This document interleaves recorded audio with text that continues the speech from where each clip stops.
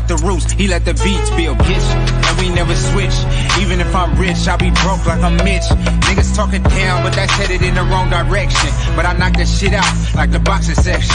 Cause they can't touch what they can't see. All I gotta do is be the same me. All I gotta do is keep it cheap. Always be the same me. While I'm solid, boy, they can't change me. No.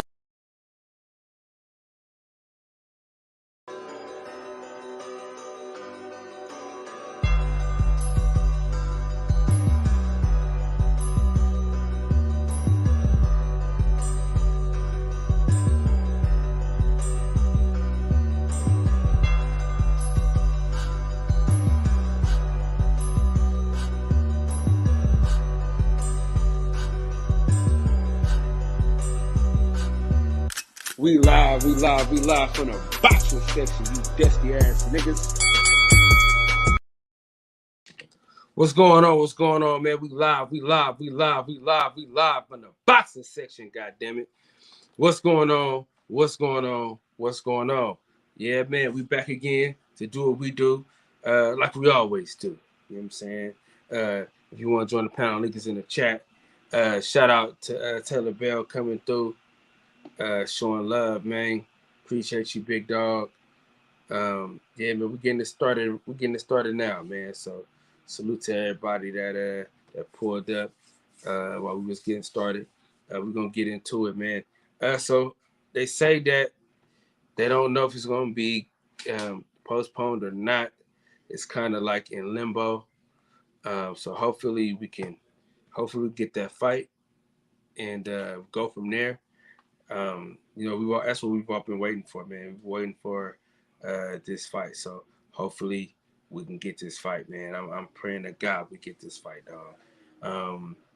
You know what I'm saying? Because these women, they need this, man. You know what I'm saying? Because they get this fight, it's going to put them on another stratosphere. You know what I'm saying? As it pertains to this boxing game, man. I'm telling you, bro, like, if they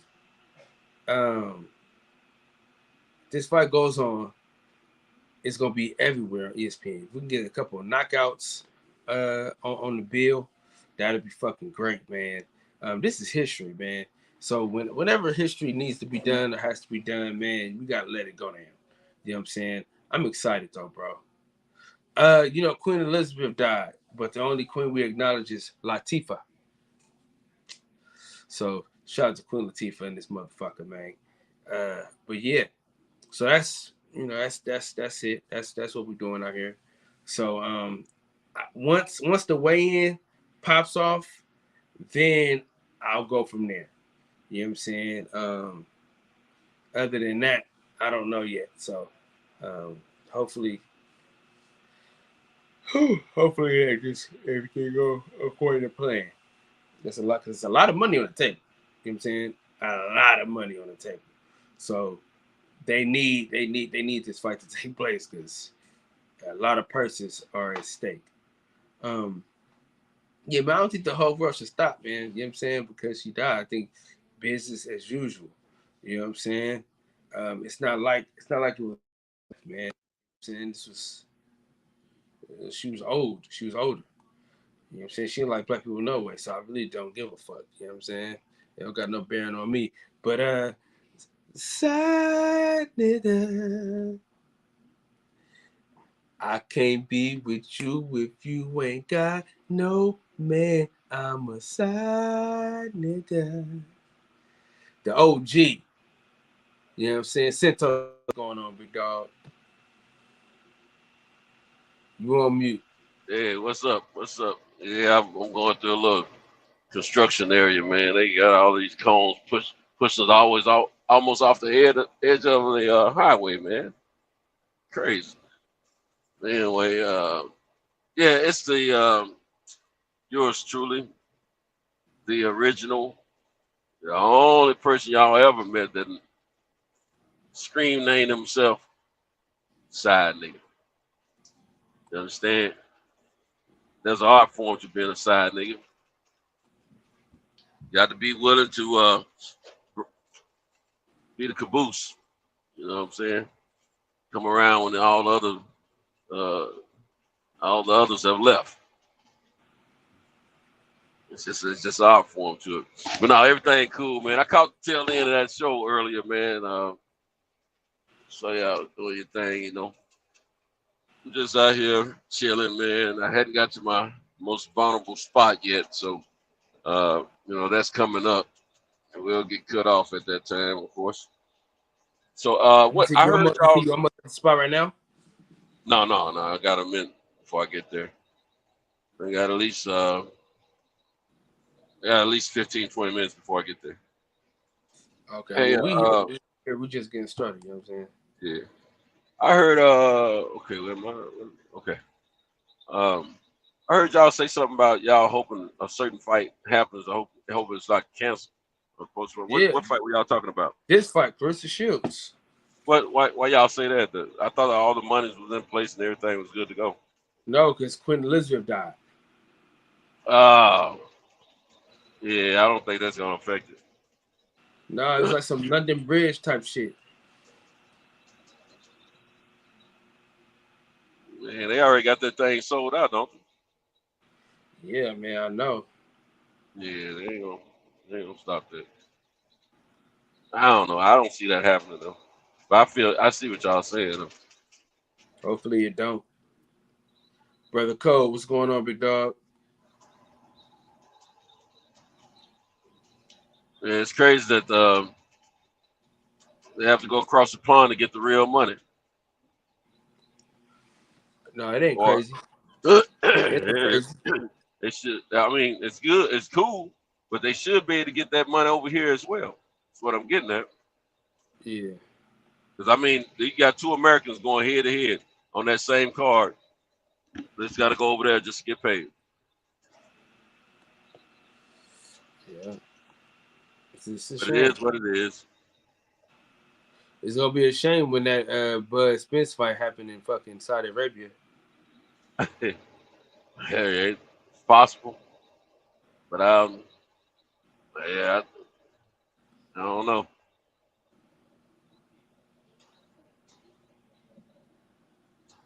You know what? I was looking at some plane tickets from New York to the UK. They're not as expensive as when I looked at them months ago from Nashville to the UK. They were hella expensive, man. But I meant to check to see what it would be from New York to the UK. Not quite as expensive from New York to the UK. And all you have to do is get to New York. It costs as much, you know. I can go to New York, take another flight. You breaking up bad, dog. You breaking up bad. I'm breaking up bad. Yeah, you breaking up bad. Still dog. breaking up. You're breaking up bad, my boy. That ain't the norm in this area. I used to be straight in this area.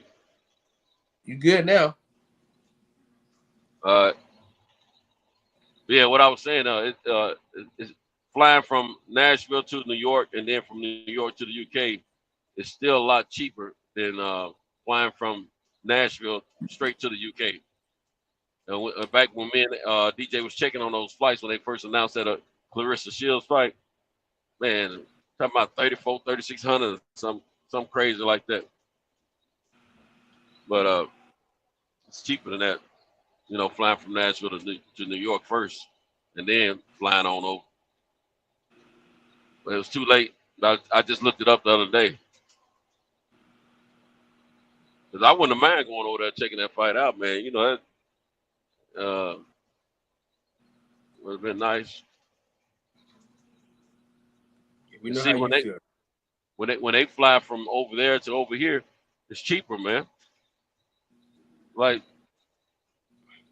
600 or so pounds or something. Yeah, I don't even know. Yeah, I don't even know if we can. That's what I was told. I don't know how true it is. Say what now? Oh, you talking about because the queen died? You don't know if people can go up? Yeah, fuck that bitch, man. Yeah, 817, fuck that bitch, man. We don't care about that old stinking bitch. I don't think it's a problem to travel over there because of her death. Yeah, fuck her.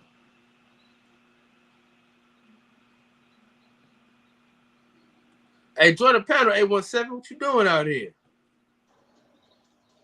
Yeah, man, join the panel, my boy. What the fuck is that? Hey, I was just thinking about old Mix. You know, Ben Israel calls him Mix. He don't call. Yeah, that shit be He funny don't as call hell. him Mix. He call him Mix. That Ben Israel's a fool, man. Mix. Oh man. Dude. Hey, I remember Mike Fuller was talking about something. He was telling some story about something, dropping a little knowledge about something. He said, and then when I run into people like him, like Mix, I said, oh man. Speaking of which, Mix all the way. Going again? Shit, we gonna run that train again. Alright, man, enough's enough. This is my girl now, alright? Ain't gonna be none of that fucking sucking, none of that. I love her. I just proposed to her. What? We all just did our thing, like. Nigga, that was then. Now it's now. That was 10 minutes, whenever. She good now, man. I love you. You gonna marry me? Viva la Mexico! I've been wanting to ask you where you get that Viva la Mexico!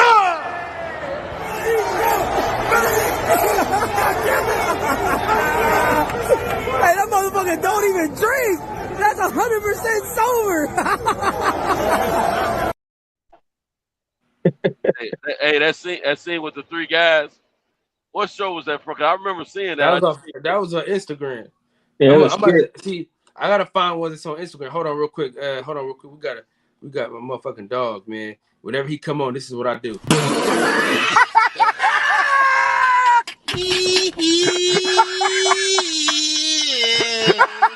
Oh, chest. I can't breathe. Oh, shit. 817 the motherfucking house. Yeah, what's up, man? What's up, here? You know, we ain't seen in the last few nights is All Purpose. All Purpose? Yeah. I ain't even seen him on. I ain't seen him on Instagram. I'm All call Positive. that nigga, man. I meant All Positive. My bad. I don't got. That's what we're gonna start calling nigga now. All Purpose. Man, All hey, Positive, listen. man. Shout out to Clever Lane, man. Clever Lane been holding it down for me, man, all day, man. He been on all the live streams. You know what I'm saying? You pansies ain't been involved. Max, I'm about to fire you because I've been doing 10 o'clock streams. You ain't been on one. Dog, I got them blackout curtains, bro. My ass be sweet. What? Ever since I had to go get me some, bro. Just solutions. Hey, hold on, man. Mix, that sounds a little racist, man. Talking about some blackout curtains. Man. Oh, shit. Where Michael Fuller at? He coming. How come it couldn't be brown out curtains, bro? How come you couldn't get brown out curtains, bro? That's fucked up, bro. Why you gotta get our curtains? Hey, everybody knows you're supposed to wear black with the sun, man. So, you know, you just soaks it up. That's what it is. I got blackout curtains. I ain't make the name up. Hey, that shit worked, though, bro. I've been getting the best sleep ever since I got that shit. See, it's cool to have blackout curtains till the police show up. Then you know what I'm saying, them ain't your blackout curtains. You know what I'm saying? Yeah. hey, I'm going down with my blackout curtains. Hey, them curtains American. Them American curtains. Them American curtains.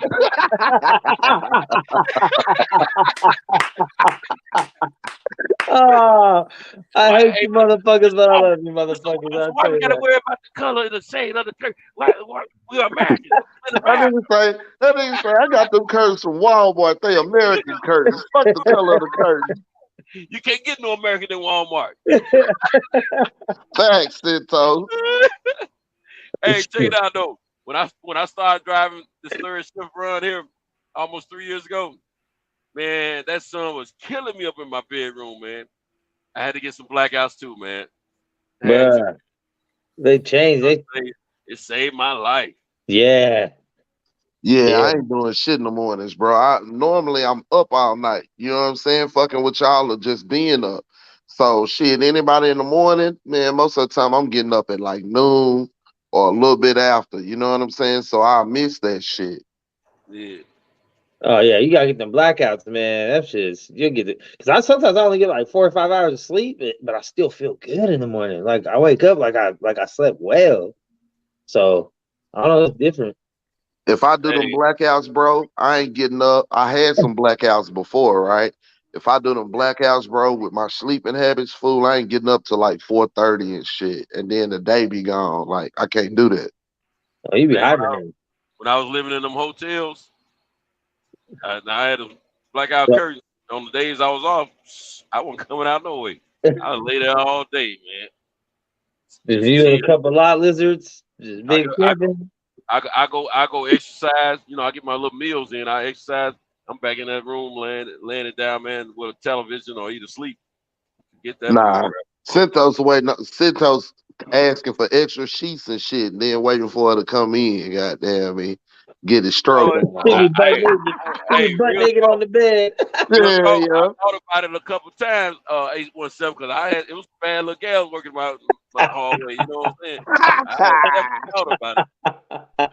Hey, one of the hotels Centos I was Chronicles, at, man. Volume 37. He be in a Yeah, row with his balls one of out. one of the hotels I stayed at a couple times. Right, I stayed at a couple times. It was a bad red bone working up in that joint, man. I mean, she was bad. She was beautiful, man.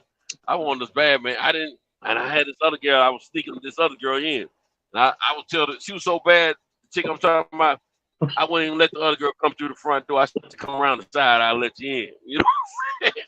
I had it because what the side door was right by my room, so I was letting old girl sneak in right there. I didn't want nobody up front to know I had a chick coming over there because, man, I'd be around there trying to smile all in their face, man. Scared to say something. Centos, they were watching your ass on that video, on that camera. Oh, They seen your ass sneaking on the side. They were laughing at your ass. you probably Saying, right. That's what I was thinking too. what you should have did was told her your TV wasn't working or whatever. You know what I'm saying? Have her ass come up there and You fix would it. send John Boy down there. John Boy with some overalls on you. So you got a TV. Because I did that at one of my rooms. I was in a nice what hotel was that? I don't know. It was nice though. And yeah, it was I was in a nice little exclusive area outside of Nashville where there's a little change there, right? And I was at a Residence Inn. In this particular area, you got everything got to be, on the level. You know what I'm saying? Man, they sent old John Boy to my room, man. And it turns out I just didn't hit the master switch in the room. That's why I couldn't get nothing to work. You know what I'm saying? I was finna But say that too. They did my partner yeah, like that. He got a room or whatever, and he was hitting on the girl up front, like, damn, she fine, bro. You know what I'm yeah, saying? And so, she already knew the place. So he called down there talking about TV wasn't working, air conditioning ain't right, this, yeah. that, and the third. She said, Pablo ass up there. He come up, You she like, mad as hell. he thought it was on. He opened the door. Yeah. Can I help you, bro? You need help? You need help? My nigga like, man. Man, when most of the time when I used to run to a little cutie pie at the desk, man, I got about 50 million questions, man. I'm down there 6, 7 times when I first get there. Hey, look, know the answer. I act dumb or something, gun. Just so I can get in their face and talk to them. Cinto said like he ain't never been to the room before. It's a history Yeah, of your ass checking in and shit. Yeah, look, like you ain't never look. used the thing before. What makes so bad? From hotel to hotel, I got all this luggage. You know what I'm saying? I'm living in these rooms. Hey, she can tell I wasn't no newbie on these rooms, but when I come in, man, I act dumb or something. Like I ain't no been to this hotel before. One like it though. I just play that role, man. Whatever I can do to get some FaceTime. Hey y'all, stop that narrative out there like, man, but they ain't got the money to pay for Spence and Bud. Bro, it's not that they ain't got the money, fool. It's multiple motherfuckers out here with the Yeah. money. It's two things. Number one, how much food? How much food is money this fool want? How much money do this fool want? And number two, or 1A, along with that, When am I gonna see a return on my motherfucking money? Right? And if it's easy to say what another motherfucker should do. But if it was your pocket that them ducats was coming out of, Hey, hold on real quick. We got a very special guest. Very special guest. I'm getting ready to cut off, guys. Oh, you'll be back. Elijah Muhammad Ali looks like a butterfly and stings like a bee. Just thinking about spending another minute with Farrah Convict made me never want to do time in the joint again. oh shit. Hey, listen, I'm gonna put Mech's face on that one next time, though. I'm gonna put Mech's face on Sean Wayne. That's gonna be the one. That's gonna be fucking cow. Hey, go ahead and fix it up and replay it out after I come back. Hey, fuck your like activities, man. What's up, Mike? But I was just saying, if the money had to come out of your pocket, what's up, OG? What's going on, Mike? What you say, Mike? Got it. What's happening? OG, I was just saying, if the money had to come out of your pocket, it's easy to tell another man what he should do. You know what I'm saying? Or they should pay, or they got the money for this, or they got the money for that. But they ain't really about that. It's about motherfuckers seeing a return on their investment. You did what I'm saying? They're gonna make money from this fight, bro. Nah, bro. Listen. It's not about making money from the fight, bro. You hear me? Real talk. It's about everybody that invested getting a satisfied return on their investment, and it's not necessarily just you know what I'm saying, making the money. Numbers matter, bro. Numbers matter, bro. And I'm telling you, we sitting in a different position, fam. If them duck is coming out your pocket, right? You understand what your portfolio, meaning how you make money. You know what I'm saying? You understand how it's set up. You did.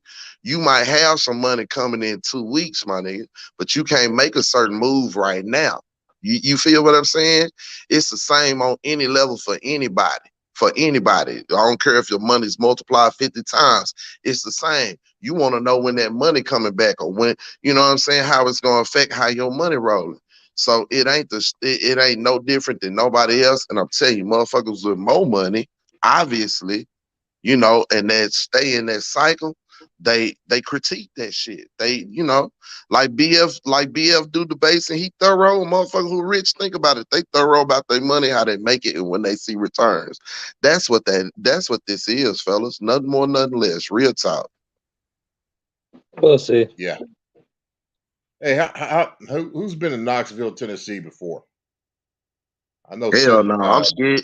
I'm scared. It's bad enough me being in Texas. I'm scared to go anywhere in them states. I ain't gonna lie to you. Probably Santos. Right. Yeah, I'm wondering. Santos from Tennessee, so Knoxville, Tennessee.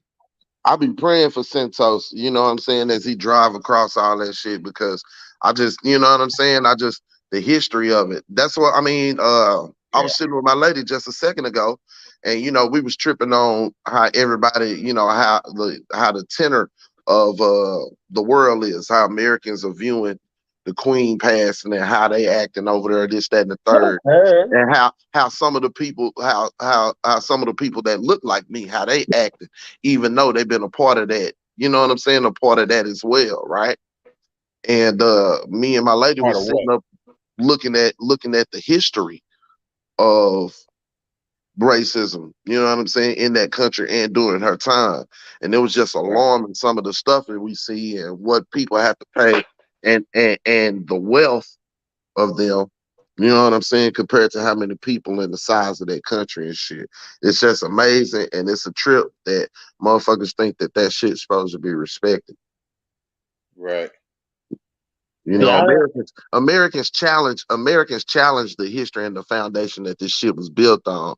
You know what I'm saying? That's the fight that we're having now. We just holding America up to a mirror and making it look at itself, you know what I'm saying, and try to correct its mistakes. That's the hardest thing for a motherfucker to do, to look themselves in the mirror and evaluate themselves and say that they was wrong and try to clean it up, right? But I mean, you know what I'm saying, in contrast to England, it seems as though nobody's looking in the mirror. You know what I'm saying? At all. Yeah. They turn a blind eye to everything over there. Facts. I'll ask the whole family. I asked the question for Max. Who exactly was wrong? That's what Max would ask you. Who exactly is wrong, and what was wrong about it? About what? No, I'm actually playing you now. I'm playing Max now. Who was wrong, and what actually was wrong? With the Queen? I don't see anything wrong. I'm American. What? He's saying he asking. He I telling think Mike he's trying to joking get or at is something. how can you see England and their regime and their shit is fucked up, but not see it here in America is fucked up? Is that what you're getting at, Mike?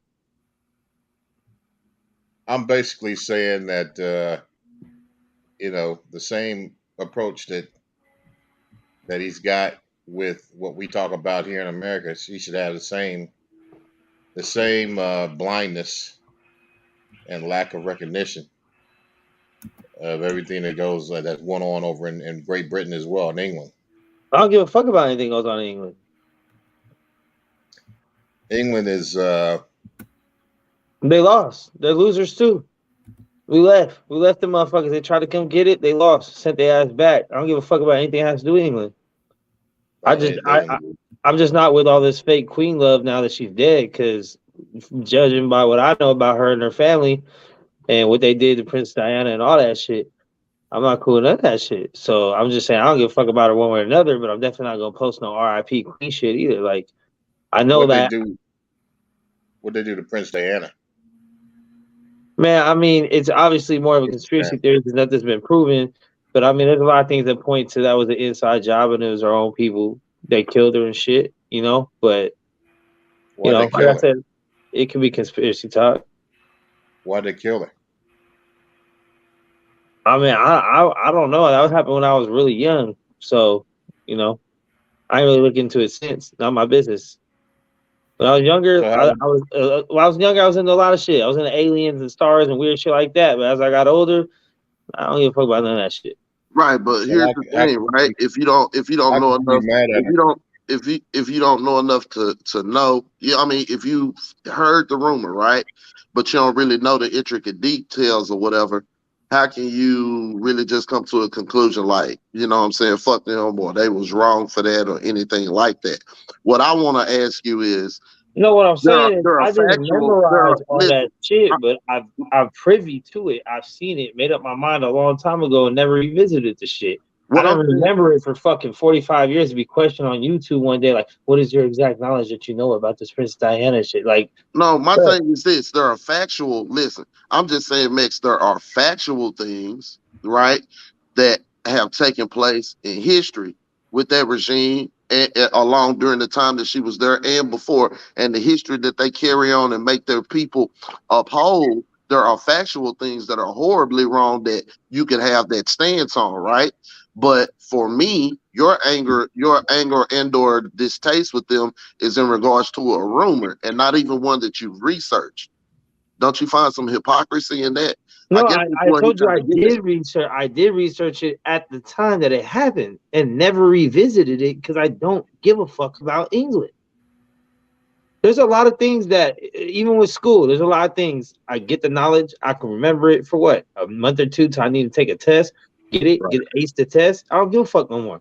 Right. We all do that. We all do that. And Princess Diana is definitely one of those things. It's not something I hold near and dear to my fucking heart where I have all these facts off the top of my head about why this and that. All I know is I made up my mind back then that I rock with her for her, what she was about, which more so what she stood for, versus what the Queen of England, who obviously still came at a time too. Like, I believe that a lot of old white people like that are racist. I definitely believe that because they grew up in the time. For sure. I don't think that a lot of the people of our generation are like that. But I feel you, but now, and then all that pedophilia bullshit too, and all that weird shit too. I'm not with that shit either. So all together wrapped up in a bag, fucker. Right, but peep this though, right? See, that's the issue be like hold on real quick, because Cintos had a very special request. Okay. Elijah Muhammad Ali floats like a butterfly and stings like a bee. Just thinking about spending another minute with Farrakhan made me never want to do time in the joint again. Boy, am I happy to see you, man. And always remember, my brother. Hey, A17. What's that? Everybody hold on. Hey, gonna rap. Yo, can I talk? Can I talk? They get scared. Let me talk. Okay, talk. Let me talk. Because when I want to talk, Yo, why y'all doing what? We didn't talk. Say, man, I'm through with Kyle, bro. Shut up, then, nigga. It's our time. You on our time. Now I'm not. They talk, nigga. Let the music talk. Go in your corner. Go in your corner. Yes, man. Put my face. This fool here, man. Quit teaching this fool how to edit. Whoever did, bro. This fool put my face on that motherfucking verses. He crazy, bro. But nah, Max, really, bro, it just be sometimes when you be stating where you standing, you'll say something that a motherfucker have a whole nother question about. Like, you know what I'm saying? You was saying what you was saying, and I get it, you know. You don't really give a fuck about them no way, so it ain't like nothing that you gonna research hard, but the little bit of shit you did see, you didn't like it, so it's just fuck them anyway. I get it, fam. You feel me? I get that, but check it out. When you said, when you said, you know what I'm saying, you like Diana and what she rock with, you know what I'm saying? Now, in the back of my mind, I'm hearing that, but I'm like, okay, now I want to know what you know about Diana and why you rock. You see what I'm saying? Because really, as a whole, what we are saying is, like, as a whole, the motherfucking regime, the practices that they upheld, the history that they upheld, and how they try to paint over it and actually not go back and do anything about it. And they have a way smaller country, totally different setup. Just like BF said today, it's the truth. That bitch could have gave everybody in the UK, she could have gave them $1 million and they wouldn't have missed it. Like, when I say really wouldn't have missed it compared to the size of their country and, you know what I'm saying, the population, really wouldn't. Like, wouldn't have affected the wealth at all. A motherfucker staying like damn near a $5 billion house. You know what I'm saying? And she was 96. So, you know, and them people steady paying taxes over there and shit. She pulling up the black provinces where, you know, where motherfuckers was slave colonies and shit, and they still under British rule. The whole colony is black. These white folks pull up and niggas still gotta bow and shit to them. You feel what I'm saying? In the same place where their ancestors was owned by these people and broken up and raped and shit. You know what I'm saying? So fuck what Diana had going on or anything like that. Like, all of that holds weight, right? And that's what I be talking about the cross that my skin itself bears, bro. You feel me? I don't have to say shit. I can be a free American, whatever. If I want to go visit England and I land there, bro, I'm bearing that cross. I ain't got nothing to do with none of them slaves nor none of them people that was there before, right? And the folks that's there waving at me and inviting me in or whatever, nah, they don't have nothing personally. But if they ignore that lineage and or co-sign that shit and swipe and just wash over it, fam, then they part of it. You feel what I'm saying? That's where the disconnect, I think, comes in sometimes, Mix. And I really do think it's not a lack of your humanity or your ability to understand. You feel what I'm saying? I think it's a reverence for caring. You know, I think you understand you don't care about too much. Fuck, bro, you're kind of wasting your breath, 817. I don't give a fuck. Right. Like, I don't think you have a reverence for caring. That's what I was saying. I don't. I don't think you have a reverence for caring about many things because caring about things put you in a bad place before. Don't stress what you can't control. That's what I've learned throughout my life. Yeah, exactly. Like I say, experiences shape us, fam. You feel what I'm saying? So for sure. Yours shaped you, mine shaped me. That's probably why I don't give a fuck and you do. But I don't care. I don't stress what I can't control, and I'll deal with what comes my way when it gets here. Other than that, I'm gonna enjoy life. And that's it. Like, I don't really give a fuck. Like, I really don't give a fuck about anything that has to do with England. Like I said, they're losers. They lost. Like Like, you know, we sent them home packing. I don't care. Like they're little homies. Like we left them, and they're the little homies. And that's the only reason why through media right now there's all this push for like the Queen, this and that, because technically they're our allies, which is weird how we beat their ass and now they're our allies. Whatever, I guess it happens, but it's just like I don't give a fuck about the shit. Really, the Prince Diana shit was when I was younger. I was into conspiracy theories. I watched a lot of shit on the conspiracy theories of why she was probably killed off her husband. She had that letter that said that she thinks a car accident was going to happen. All shit happened. Cool. I know what she stood for, at least in the public eye, you know, being who she was. And then that was it. And I didn't give a fuck after that. Never revisited it. Never cared. Not ever again in my life. So you didn't never think about penetrating Diana? I mean, Hey, she looked good. She did look good, but at the time, I was like pre-horniness too. I was a kid when that happened. I don't even remember how young I was. Santos. Yeah. Oh, hold on. That's the wrong one, boy. Whoa. They're gonna, you got on there, God. They're gonna ban me. I can't do that one, boy. I was gonna say somebody finna get flagged. What I missed what you showed. What you showed there? I gotta figure out the right one. So that shit happened in 97. I was 11. That's the last time I thought about that shit. Wait a minute. What's this in the chat, bro? What? This shit here, he's looking for some of them in the streets. Somebody get his ass out of here. If you was looking for some of them in the streets, you been up found them, fool. You know where to go look for them at. Get your weak ass out of here. Y'all looking, I ain't in the chat. I've been unblocked that motherfucker. Oh, don't block the idiot. I need the view.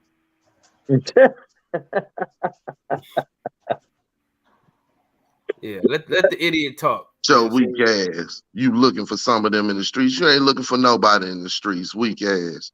Everybody hold on. Hey, gonna rap. Yo, can I talk? Let me talk. Let me talk.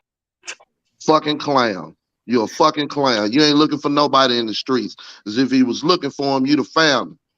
Hey, so, don't even give him your energy, man. Person like that, hey, we know who's you can tell by a person's words and how they interact with others. Man, that's a troll, man. That cat ain't worth. He just wants somebody to acknowledge what he's saying. That's why he put it in the chat. Yeah, don't worry. Don't even check. I'm not even LDBC, and I'll still help pack them out when we see them. Let's get it. Trash. I can't stand that shit. Why I ain't got nowhere to hang out? I'm just wondering. Well, that motherfucker came on here and gave Kyle a view tonight to watch us talk. So fuck. You know what I'm saying? Damn, bro. Hey, Mix, I meant to tell you, bro. It's been weeks. See, you was in Vegas and shit. Yeah. Hey, I gotta break it down to you, bro. You found a midget. No, I can't find a midget, you bastard. Motherfucker, I watched the bare knuckle fight, fool. Oh, you watch Ben and Page and Perry? Yeah, bro. Bruh. Yeah, I watched it, bro. Me and my lady sat here and watched it. I was flipping between it and the fight that was going down, bro. I said Mix would lose his shit right now if he knew I was watching this shit. Real talk. It was gruesome. It was brutal. Venom. Bro, what kind of say, bro? You can't do that shit. He left the door open for old boy to get back at it just by not fighting like he's supposed to. If he would put up his hands and try to fight, you know what I'm saying? He always has his shit like kickboxing stance. Hello. That shit ain't gonna work. Fuck around in this bare knuckle, bro. He gonna have to get his shit right. I just love it, bro, because it's like, I don't know, it's just like the most purest form, I still feel like, when it comes to fighting. I feel you, because it's like shit. It's like two motherfuckers took their shirt off and said, let's get it. I feel you, bro. I feel you. Yeah. But and they get bonuses if they stay in that middle circle. Yo, look, hey man, look at Santos. Look at Santos. Yeah. OG Santos, man. God damn, that's sort of like some I've been around before, you know. Santos 33. And bare knuckle shit's no joke, man. That's just but it looks fun though, almost. Like it looks like, I don't know, it kind of looks funner. Hey, Box Talk, man, join the panel, man. Boy, it's some rock'em sock'em robot shit, bro. Real talk. Hey, niggas don't be having no head movement. Niggas don't be having no. The good ones do, bro. though. The good ones do. Like the champs and the top contenders do, and then everyone else is kind of just rocking with the shit. But like, there's a couple fighters like Palomino. That fool's a 2-weight champion. That fool's a hog. Like he be getting it cracking. But it's just hands though. There's no ring. It's more of a circle. So like, even the strategy is different to try to corner people. Shit, I don't know, but they get encouraged to fight. Like if they stay in that middle circle and slug it out, they get bonuses. But it's just no one ever stays there because motherfuckers start getting rocked. But I don't know. It's almost crazy because sometimes some of those hits they don't look that hard till you see the replay because without the glove it kind of doesn't give it the same head pop. But they'll just catch them and they'll just go down. Ugh. It's just like, yeah, bro. And then sometimes the ferocity with which the men be swinging this shit, the hand, I'll be like, oh shit, he finna break his hand, he finna break his wrist, you know what I'm saying? Or you hear that? They take the wrist and the hand all the way up to the knuckle. Okay. So the knuckle, they tape all that before the knuckle, so they just have the knuckle and the hands exposed on top. They have the wrist, the palm, the top of the hand taped up. So you got some kind of protection, but not much. Right. Yeah. It is bare knuckle. I get it. Yeah. That's just fun though. Hey, it's cheap too. Did you pay for I want to ask you. I don't put you on Front Street. It was $10.99, I think it was. It wasn't shit. Yeah, it's cheap. Because I think before that it was $5.99 a month on the app. You get the app that includes all pay-per-views and all the back catalog. I would have streamed the motherfucker if I could, but I had to buy it. But you know what I'm saying? I had the little change on the card. And I had been DJ had shot me some pictures, you know what I'm saying, from the trip and shit. So I said, you know what, goddamn me, I'm gonna fuck around and watch this bare knuckle shit. So you know what I'm saying, I'm flipping from it and flipping back to my streaming shit so I can watch the fight on the cool. Oh hell yeah! So I did, you know what I'm saying, spend some money on some fights that weekend, but I bought the bare knuckle shit. Now, I had been meaning to tell you. I meant to tell your motherfucking ass last night. Well, welcome to the dark side, baby. DJ got to bring his ass over. I ain't staying there. I'm not staying there, bro. I just come with me here and there. And I'm gonna tell you why.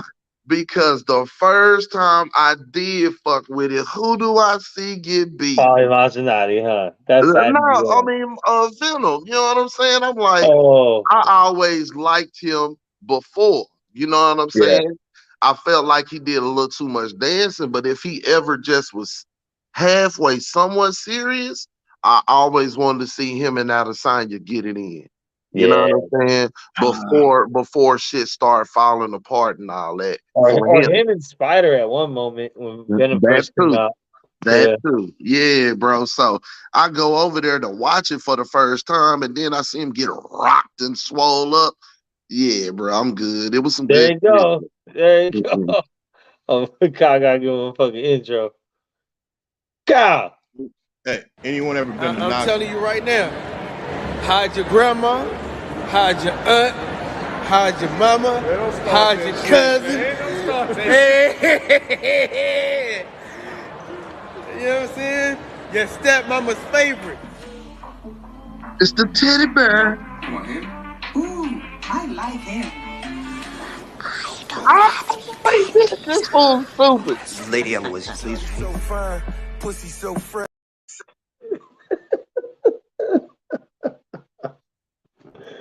DJ.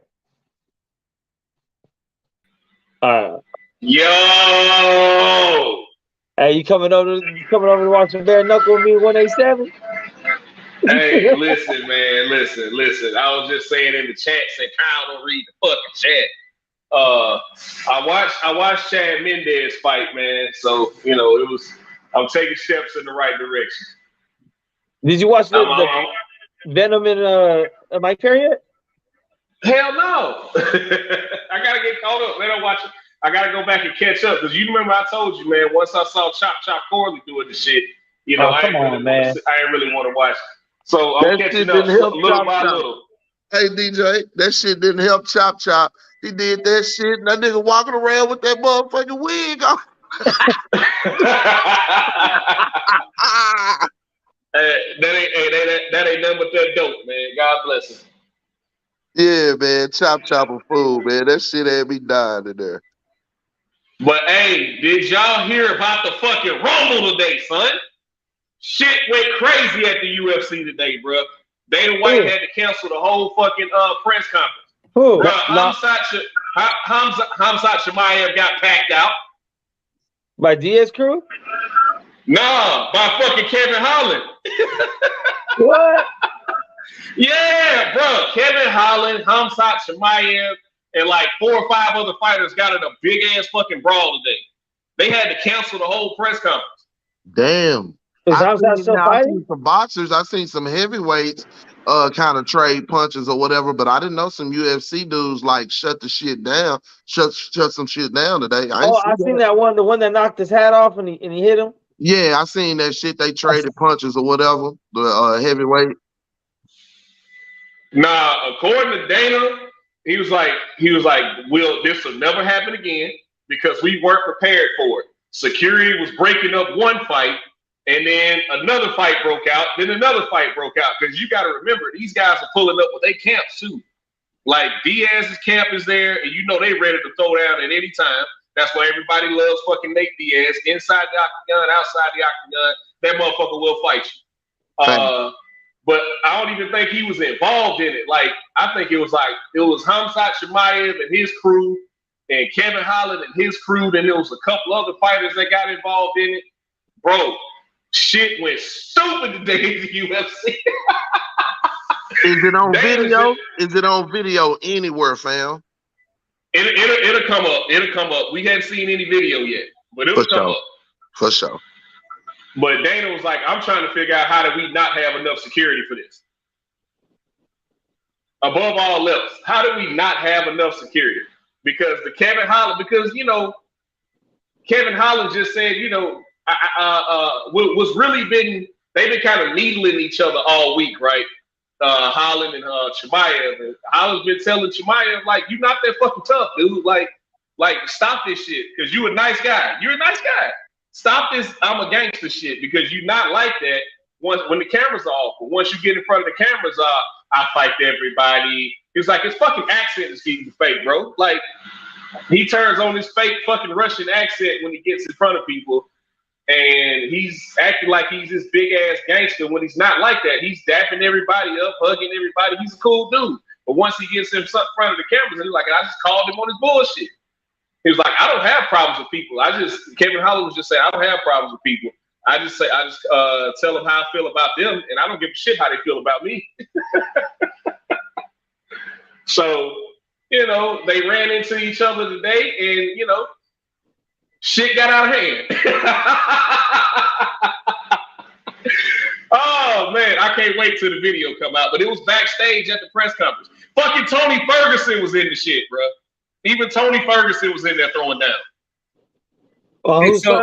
So Chimaev, ain't that the nigga supposed to fight Nate Diaz? Yep, let's go. Yeah. Diaz Army, let's go. 209 this Are they still gonna fight?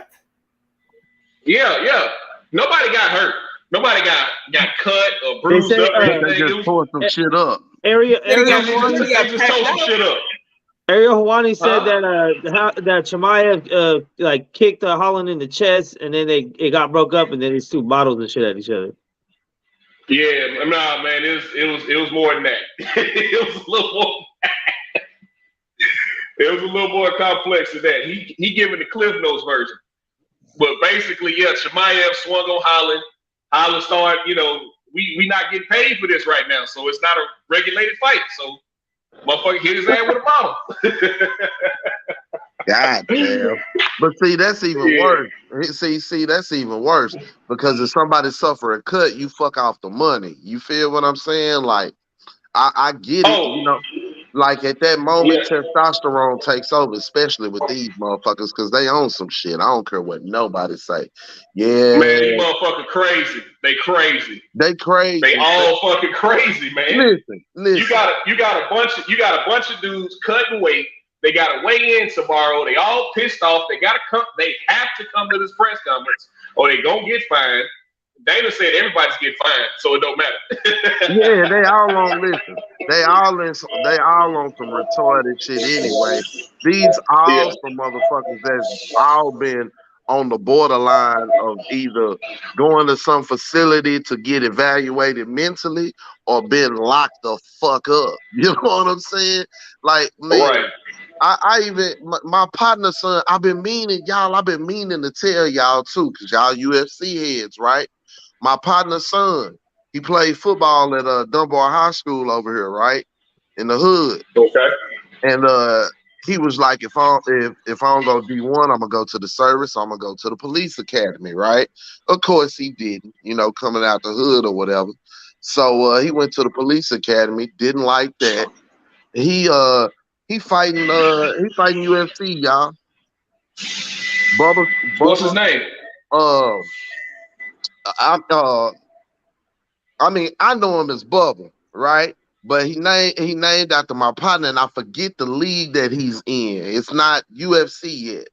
You know what I'm saying? Yeah, of course, he got to work his way up. Man, I'm going to. You know what? I'm finna hit my bro right now. And ask him what Bubba fighting in. His brother, I shot to my mama house the other day, and I seen him next door at my partner mama house. I seen my partner or whatever. I'm chopping it up with him, and he showed me the video of him fighting. He was supposed to send me the video. I don't know if he up right now. If I text him, you know what I'm saying, and he got it, he'll send it to me.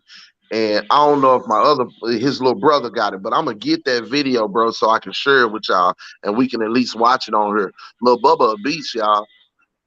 He might have some. I'm not well versed in UFC as far as the techniques or whatever. But I'm gonna tell you this: Bubba Swole ain't got a piece of fat on him, and his stand-up game is nice. All right, bet. I'm always willing to check out new prospects and shit, man.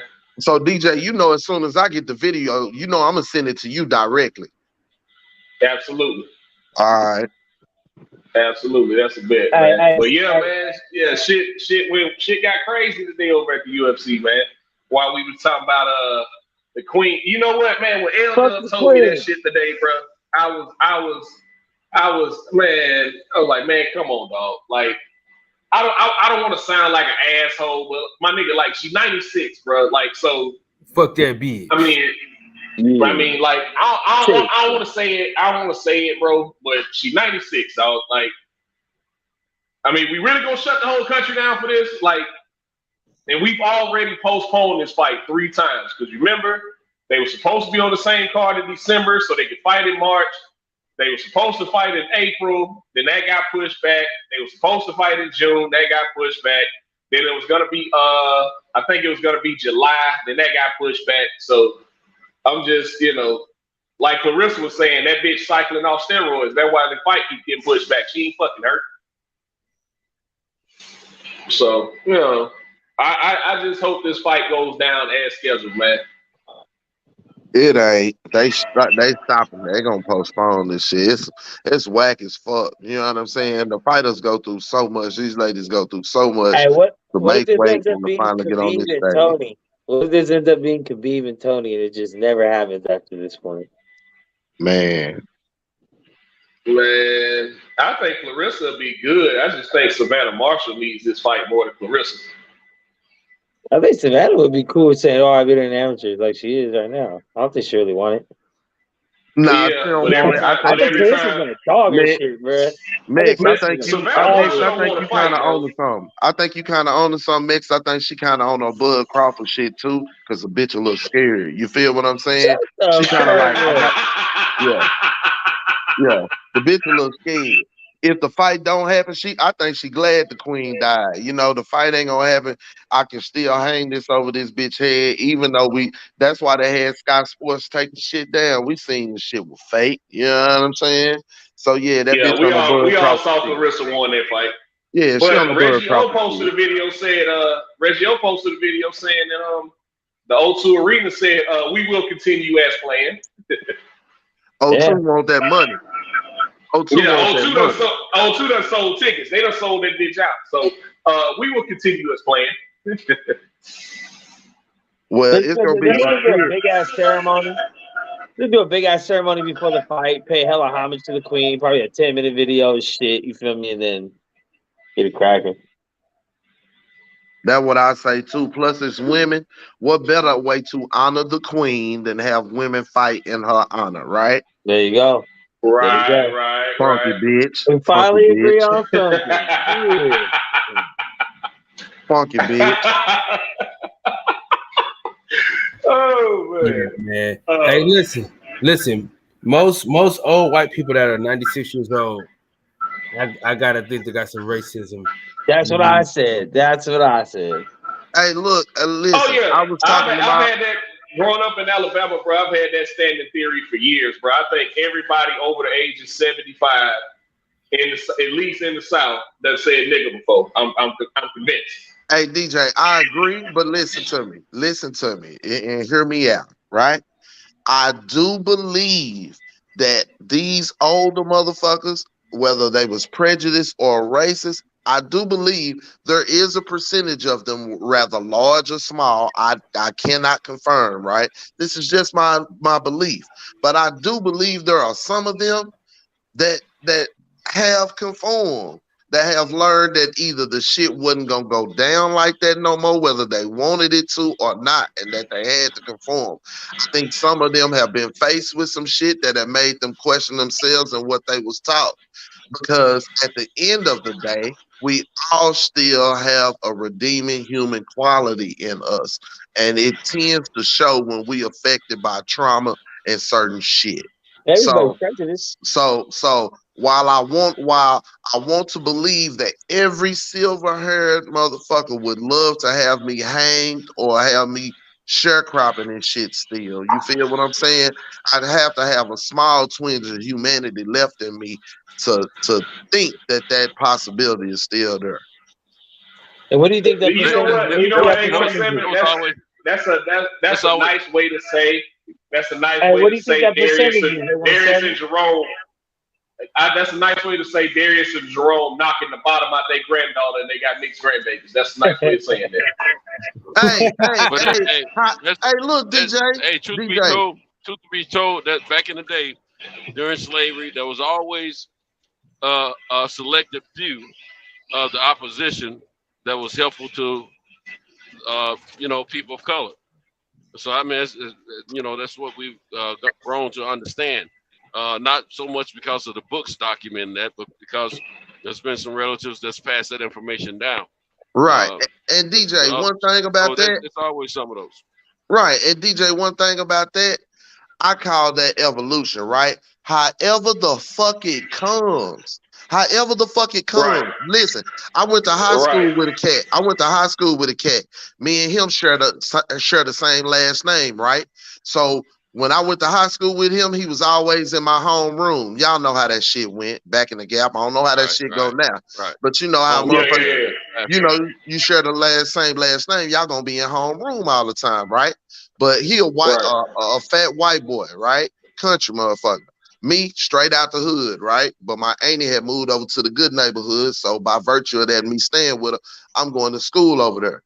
But me and him, we gained a relationship, and we call each other brothers, right? We share the last name. That's my brother from another mother. That's our joke, right? Running joke. Right. Play sports through high school together. Cool, right? From different worlds, right? But we learned a lot about each other. We get out of high school, of course. You get back around your people and shit that you used to, right? He got a daughter. He in his way, right? Fuck around and all of this shit start going down, these police murders or whatever, and he fuck Antifa, Black Lives Matter, and this, that, and the third. Y'all know the whole rigmarole, right? But fuck around and his daughter start fucking with a black man, and she got pregnant. Y'all, he was on Facebook with a major motherfucking dilemma. You know what I'm saying? Like, now, you know what I'm saying? He fighting what he been taught and the bullshit in the ideology he been following, right? But it's not lining up with his heart and what he know is right. She had the baby, And it's been a learning experience for him. You know what I'm saying? So I just say all that to say evolution, bro. However the fuck it comes, whether it was the George Floyd video or whether it's your daughter Becky fucking Tyrone. And now y'all got a little Tata. You know what I'm saying? However the fuck it comes, bro. If enlightenment comes and a motherfucker's better off for it, I'm all for it. Yeah, that was really nice. Max, don't come fucking this up. I'm not. I'm just saying. I believe that majority of people aren't racist. I think they might have a little prejudice in them, like everyone does. It's human nature to try to prejudge something when you first see something. But I don't think there's a lot of people that actually hate people based on their race. I still believe in humanity. I think majority of people walking in the United States are not racist and live their life racistly. I don't know. Let me say something. Let me say something to that. I understand what you're saying, and it's good to want to believe that because as a kid, I wanted to believe the same thing, and I'm much older, as you know, and grew up in the South. But I had to face reality. I don't walk around. Let me tell you something. I was never taught in my household to be racist or to hate another person because of their skin color or their difference between themselves and myself. I've never taught that to my kids. And that's just not a part of my DNA. But I was taught to understand the truth and factual information when it's in my face. And I don't walk around, trying to get the drums, beating the drums. Hey, them folks over there need a doctor. They don't did all this stuff. It ain't like that. But when a subject comes up that has nothing but hard facts and truth in it, I can't deny what it is. Now, like we always say, experience creates all of us as being the persons that we are today. You have been secluded to a certain geographical location in this country. I've been secluded to most of my life to a certain geographic location in this country myself. But I've also had the opportunity to experience other countries and other cultures. And everything they tell us over here is not what it is. Other countries have different information because they're not, usually the powers that be in whatever country it may be, they're going to try to shape up the information of history the way they want it to be. But when you know that people are telling you that certain things actually happen this way instead of what they're trying to make you believe, and then you go to a whole nother country that has no weight in your country, and that information lines up with what someone else is telling you that's not in the books over here, that holds some weight. And I'm just saying, life experiences teaches us a lot of things. So it's a matter of getting some life experience and learning more of it. You may not see the racism in your face bluntly, but the racism is there. Not in every individual, not every white person, not every black person, not every Asian person, not every Latino person, but racism is there, and it's in greater numbers than you realize. The guys walking around in these business suits, you'll be surprised which ones are and which ones aren't. These females walking around in these two-piece bikinis looking fine as all out, you'll be surprised which ones are and which ones aren't.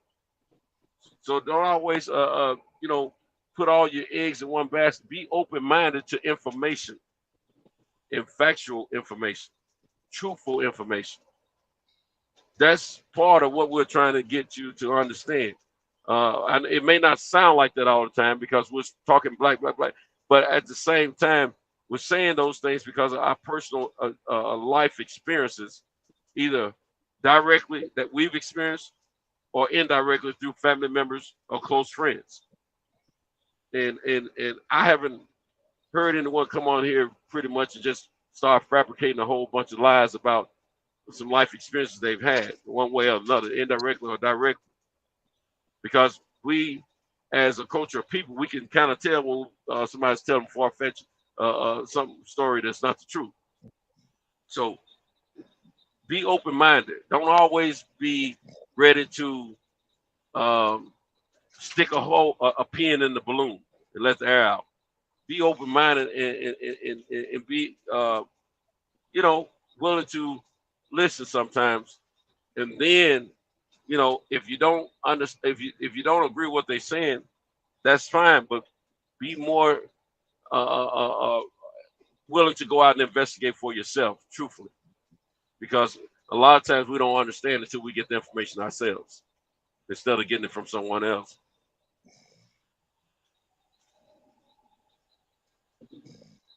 Yeah, I mean, I try to do as much research as I can, and that's why I ask you guys all the time, send me a link. Where did you get that from? What are you talking about specifically? Where did you hear this from? But no one wants to say where they did or they did. Oh, go look it up. Go look it up. Well, I'm asking you where you heard it from.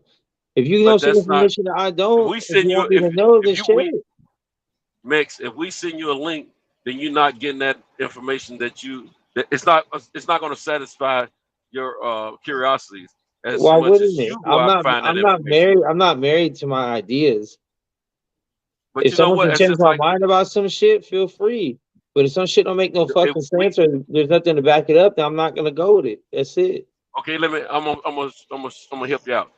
Do you think that the history that they teach us in school is 100% truthful? Absolutely not. I don't think any history known to man is absolutely truthful. Okay, zero. Okay. That's the man's history that he wants us to believe. Okay, if I send you the information, that's Arsento's information that he wants you to believe. Just like somebody can pull a partial clip of an interview of an individual and make you think that this is what that person's made of without you seeing the whole scope of everything. Go out and do your own research, bro. That's what I'm saying, because it's going to hold more weight to you rather than Mike Fuller, myself, A17, or Cal sending you that information. But that's the point, is like, I do my own research, and I have sent plenty of links into the private chat. When you guys ask me, would you see this at? Would you hear this at? Here's a link. Here's a link. Here's a link.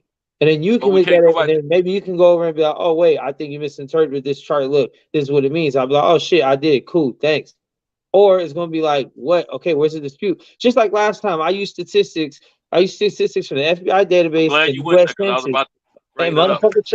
And people try to say that shit wasn't valid. Why? Oh, because you know who runs the system. It's white man that runs the system. So you ain't getting the right stats. So I asked, okay, so where should I be getting my stats then? And no one has shit. What I'm saying is some people just want to be contrary for the point of being contrary with no evidence themselves to back anything up but their opinions and feelings and life experiences, which with life experience is important on why your mind is shaped that way. That's where you can make the change. You can make the change, for sure. You can go out and do that research yourself. Look, there's information out there that's not highly highlighted for us to know about on purpose. Sometimes we got to go out there, dig until we can't dig anymore before we find the truth. Real quick, there's a lot of books. There's a lot of books that my man Pugils has turned me on to that I have never heard of, but they hold a lot of truth. Real quick, Santos, just to nail home your point. Me and my Jones was having an argument today, right? She live in the hood on the south side, right? They got a development of houses going on over there trying to re-gentrify the area, right? There's a couple of stores in the hood that my mom can't stand and she won't remove from the area, but they already don't have shopping options in their entire area. They have redlined the area so bad, y'all, to really ain't no grocery store or nothing in their immediate area. You know what I'm saying? My Jones got to go over to downtown side of town to hit Tom Thumb, a safe, nice grocery store. You feel what I'm saying? Like if you just need some ins and outs, you know how they run into the corner store or whatever, in that area or whatnot, they've redlined that district so bad to where the options are very few, right? And jobs are nothing. And so a lot of the young people that's got a charge or whatever, which the police, they heavily patrol them areas. So it's hard for you to be a young man in between the ages of 18 to, let's say, 40, if you ain't went to college or something or got away from there, not to have a traffic ticket or something, if not more, right? So they come back to the hood disenfranchised. Ain't no opportunity for them over there, right? Except for the one that's made readily available to them, which of course is the one that's gonna send them to that prison pipeline. But I'm just saying all that to say they hanging out in front of these stores and it's making it to where it's undesirable. Of course, when the money comes to these areas, they don't want to build up that area for those people. They want to get those people out. So I got so many people. We share a family plan, right? So many people hit our family plan line thinking they talking to my mom or the owner of the property, right? Mr. Owner of the property or whatever, so they can try to bomb my mom property out for cheap. They put a house right next to my mom property for over $250,000, but they'll tell everybody that's the bad side of the neighborhood. Ain't no telling what they sold a plot of land for. You feel what I'm saying? But they want to shortchange the people, get them out of there, put new homes in there, and re-gentrify the area and build it up for somebody else, not for the people who've been living there paying taxes on it or whatever. They waiting for them to die out, and then for them to shortchange their kids who are disenfranchised and don't have no opportunities themselves, so they willing to take peanuts, right? And so rather than the people in the area fighting to build up the area or going to city council meetings and finding out why they district being redlined and why the money ain't being pumped into their area, they rather just lock all the niggas up, get rid of the store, and then have to go further out as they go older to go to the store. They don't understand how the pressure being applied to them and the effect is killing their area and causing folks to move out of it and let them re-gentrify. It's a goddamn shame. And people like my mama worked all her life to pay for her house and this property, only to be pushed out like that. Yeah. And it's a goddamn shame. My mama don't understand how it's being done to her. You feel what I'm saying? And the brothers don't understand how it's being done to them and how to attack it. They so disenfranchised with it, they get tired of it. They only look at the surface facts and then just say, fuck it, go grab a bag of dope or take the first piece of opportunity that come to them instead of grinding. It's sad, bro. People not paying attention. Mm-hmm. I never would let my mother sell, and we still own that property to this day. And it's one of the last houses, and it's on the corner. It's at the corner of the block.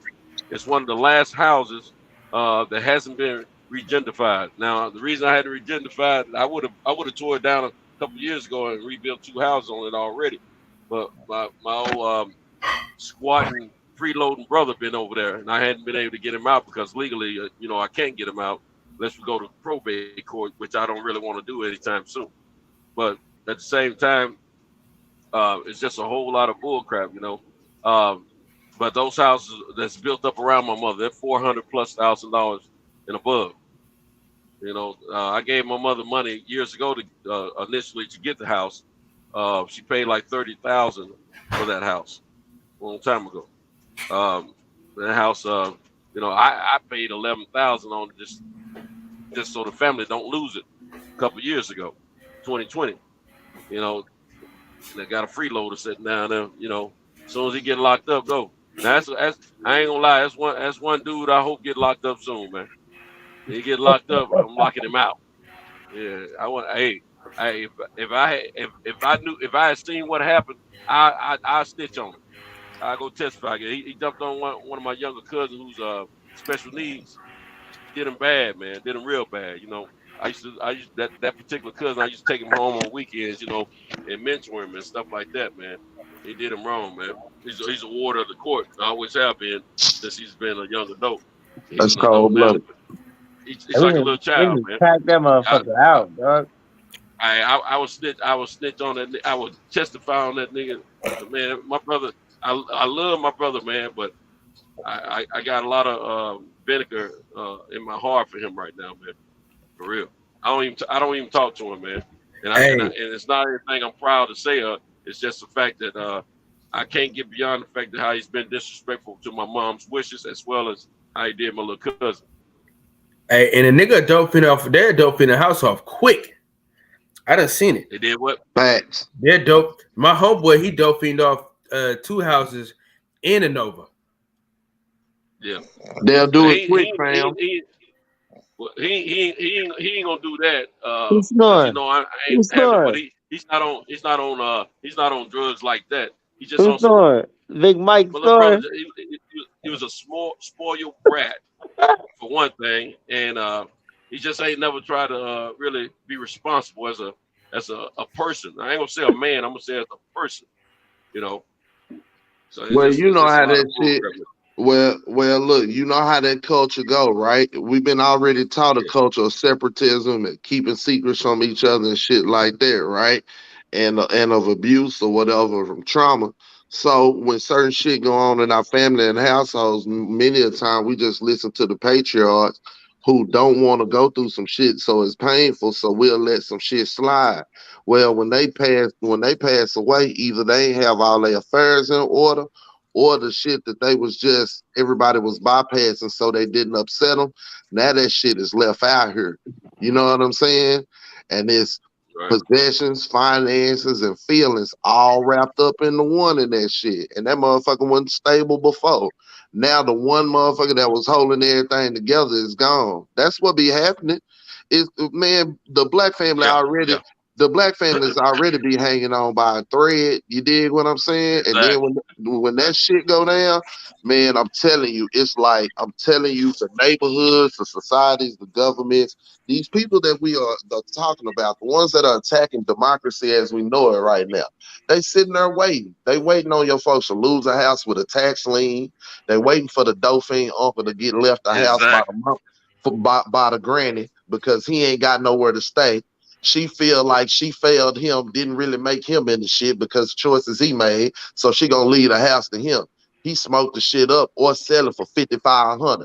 They turn around, push the house down, and sell a $250,000 house on the motherfucker. That's how it go Mm-hmm. down, y'all. I'm watching it happen in my mama neighborhood right now. And Yeah, it these was happens in all the Habitat neighborhoods, homes. all the These was urban neighborhoods. Habitat homes. Y'all know Habitat, right? The Yeah. shit that Yeah. Yeah. Ward Dunn them and all of them are part of, where they gave me and my mama house. My mama, we was blessed, bro. But my mama house, when she got it and got it built, like I'm telling you, her contract for her home, for her brand new built home, was $35,000. And that's tax free. That's what that program was. And my mama was a single mother, and you know what I'm saying? I helped put the sweat equity I was in on that house from 17 to 18 in order for us to get in it over there. It was part of regentrifying at that time the South Side, but Yeah. for low Right. That income, was a but for low income families, right? And right. it still took my mama damn near 30 years to pay it off. Why? I do not know, right? But it's also a sign of the times economically where we were, and also a sign of money and how we didn't know it and how they didn't know how to handle it. My Well, old you know, man, they set our folks up. The folks I know about on those Habitat homes, they set them up on those economical payments, which did stretch out to 30 years. They made it a facts, bunch of money on the finance end, you know. But facts. they walking around had payments like, you know, almost cheaper than an apartment. You know what I'm saying? Right, but So they stretched it out for so goddamn long to stretched where it they out. made the Exactly. interest on it. Yeah. Right. I know a girl right now. She inherited her mom's home, and she's paying like $250 some odd dollars a month, and she ain't thinking about trying to pay more than that. You know what I'm saying? And And that's she was exactly gonna the type of refinance shit my recently. Jones was on. Yeah, And she was yeah, National Semiconductor had put a project down here, you know what I'm saying, years ago. And my mom got on out there and her money changed. And I used to try to tell her then, Mom, chunk more towards it, you know, because by that time I had got old enough to know what was going on. But, you know, I still wasn't old enough to really, you know what I'm saying, be encouraging my mama to do something financially. But I'm young and right, learning finances as I'm struggling, not learning them through my parents as I'm fucking up my credit. You know what I'm saying? And now as I'm learning, I'm trying to go back and teach my people. And of course, yeah, what they yeah. doing? Boy, you don't know shit. Nah, da, da, da, da, da, da. Right. You Come feel me? around And with then, all that reading, writing, and arithmetic, and thank all you. that preaching. My I granny get that. left I for used to get that 25. all the time, bro. Fam, my granny left for 25 racks. My granny left here. Her mama left her and left all her kids 25 racks apiece. Our ass broke right now. My mama was broke within a year. and didn't pay our house off. Had to use her retirement to pay our house off. Why? Financial literacy, y'all. See, I ain't scared to talk about it. And why I ain't scared to talk about it is because hopefully, you know what I'm saying, I can learn something through somebody, or somebody can learn something through this. They'll go talk to their Jones. They'll go make sure she ain't got no tax liens on her property, because you don't know what tomorrow gonna bring. Your Jones died, you think she owned that house, she got a tax lien on it. A motherfucker like Fred go pay for the tax lien and you lose a house, and he putting you out, that motherfucker. He waiting for niggas like you. Y'all better wake up, fam. Yeah, I ain't gonna lie to you. I want I ain't gonna lie to you. See, it's my fault. My brother's in my mother's house. My mother told me don't let anyone in that house, and I didn't want to steer him or my sister out on the streets. So I made that mistake. I knew once I let him in there, I wanted a way to get him out. I knew it, but he lied to me and said he would, do what we agreed upon, and that's to keep the wishes of my mother. She didn't get a chance to sign her will before I took her to the hospital, which she never made it home. And if I'd known she was going to pass, I would have had to sign in the hospital while she was still aware of her faculties. But that's not the case. So anyway, we're where we are. But because of this fool, I stopped putting money in the house, but I wasn't going to let the house get away, because my mom had refinanced the home. God dog it. My mom had refinanced the home to help out some of the grandkids, and unbeknownst to me.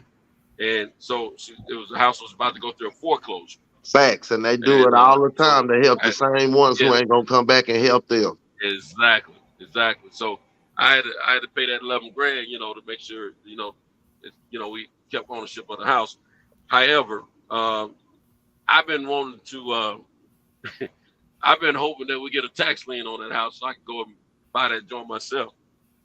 I was gonna be aggressive about it and buy that joint, because that way it'll get him out of the way, and I will have ownership. And get it, do whatever I please with the property, which is keep my mother's wishes. Everything she wanted and whether you will Airbnb out your property, her property, or keep it in the family and fix it up, or whatever the hell, you know what I'm saying? Like, man, it's important, man. It's important. You know what I'm saying? It should be still owned by a family member and not some outsider who we would have no resolve from.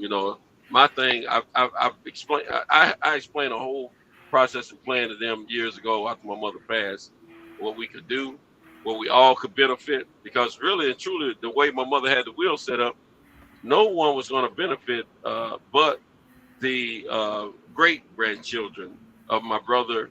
Well, the grandchildren of my brother and my sister, because she knew I had my stuff in order for my kids, and my grandkids. So she wasn't worried about them as much, you know what I'm saying?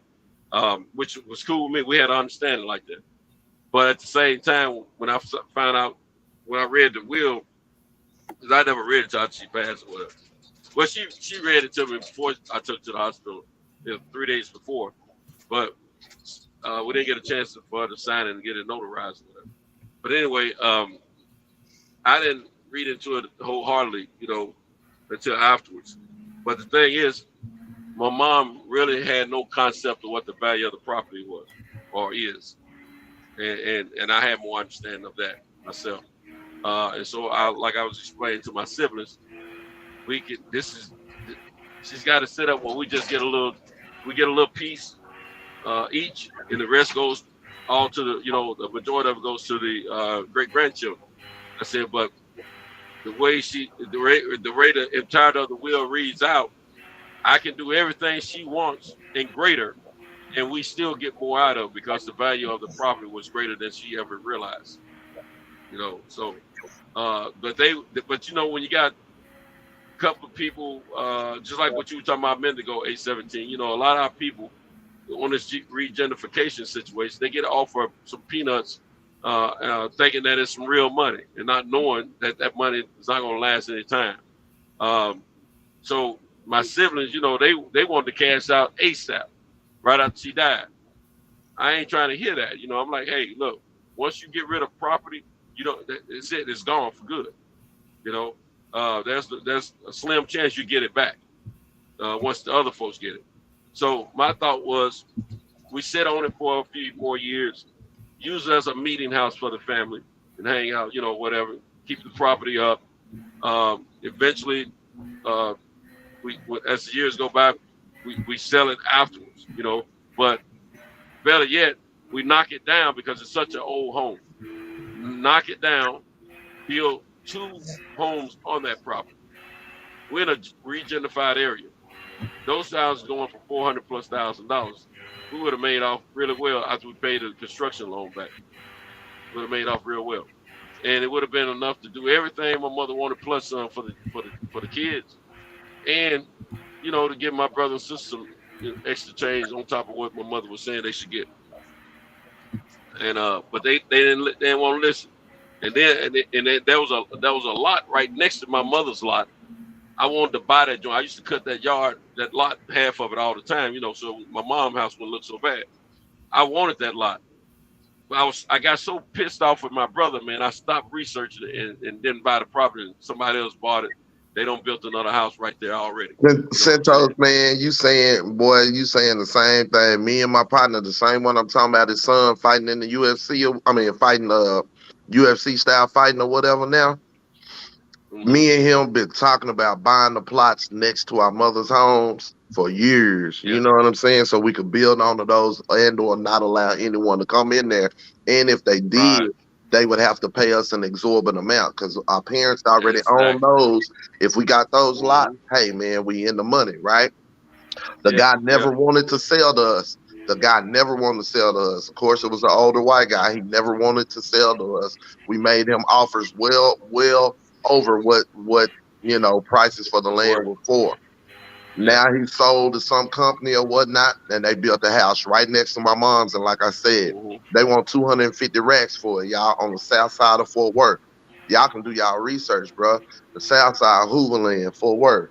It ain't nowhere nobody want to be. But this house over there for 250, and it wasn't over there 4 months before some Mexicans moved in it. And it's not for rent, it's for sale.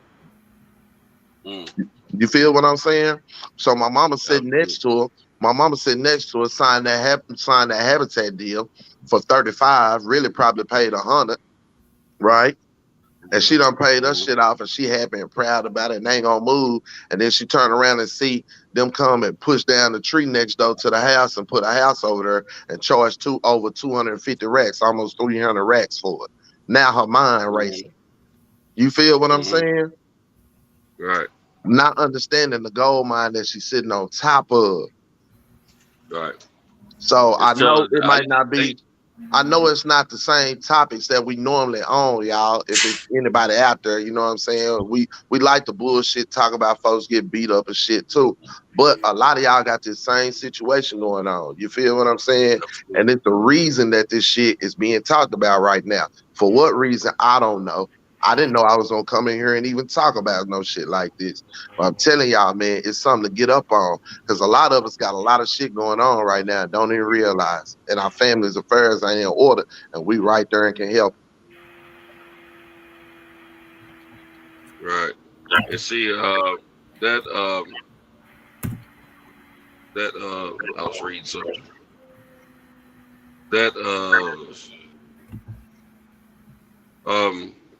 I remember Kyle was hot at his folks. I mean, Kyle had a situation. He was hot at his folks. You know what I'm saying? In regards to a nigga losing a house or whatever. Bro, yeah. You know, you have to think about it. Families be fighting hard as fuck to pay their bills and shit. And to finally own it and to give it away. Man, bro, I'm telling you, man, and then they try to blame the white man. Facts.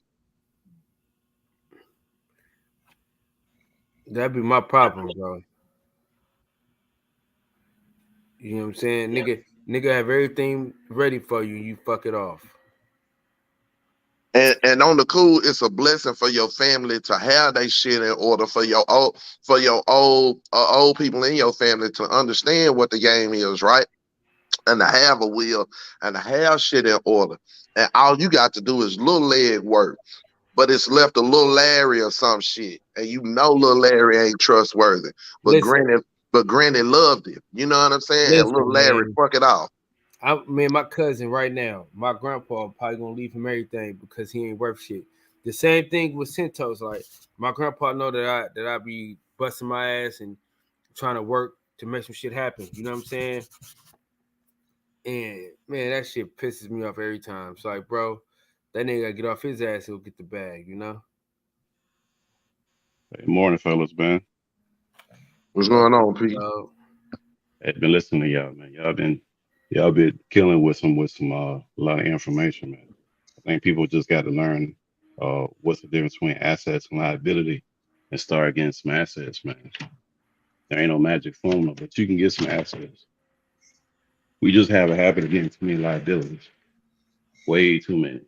Yeah, I'm a liability. It's because we don't understand how to get it. Like, check this out. I was talking about earlier, like the youngsters sitting in the hood right around the corner store. We stopped today to get my Jones some tea. And me and my girl just looking and shaking our head because there ain't nothing but despair for them bros. They don't know where to go get the next dollar other than what the fuck they looking at because they don't realign the district. So nobody know how to attack it and change it. You feel what I'm saying? The old folks disenfranchised with what's going on, and the young folks over there disenfranchised with what the fuck going on. But they rather war with each other than to figure it out and to win, right? But in contrast, right? My girl, her kids, they computer kids, right? Like I tell y'all, I don't hide shit. I'm in an interracial relationship. These kids are not mine. They grew up different, right? Her kids are computer freaks.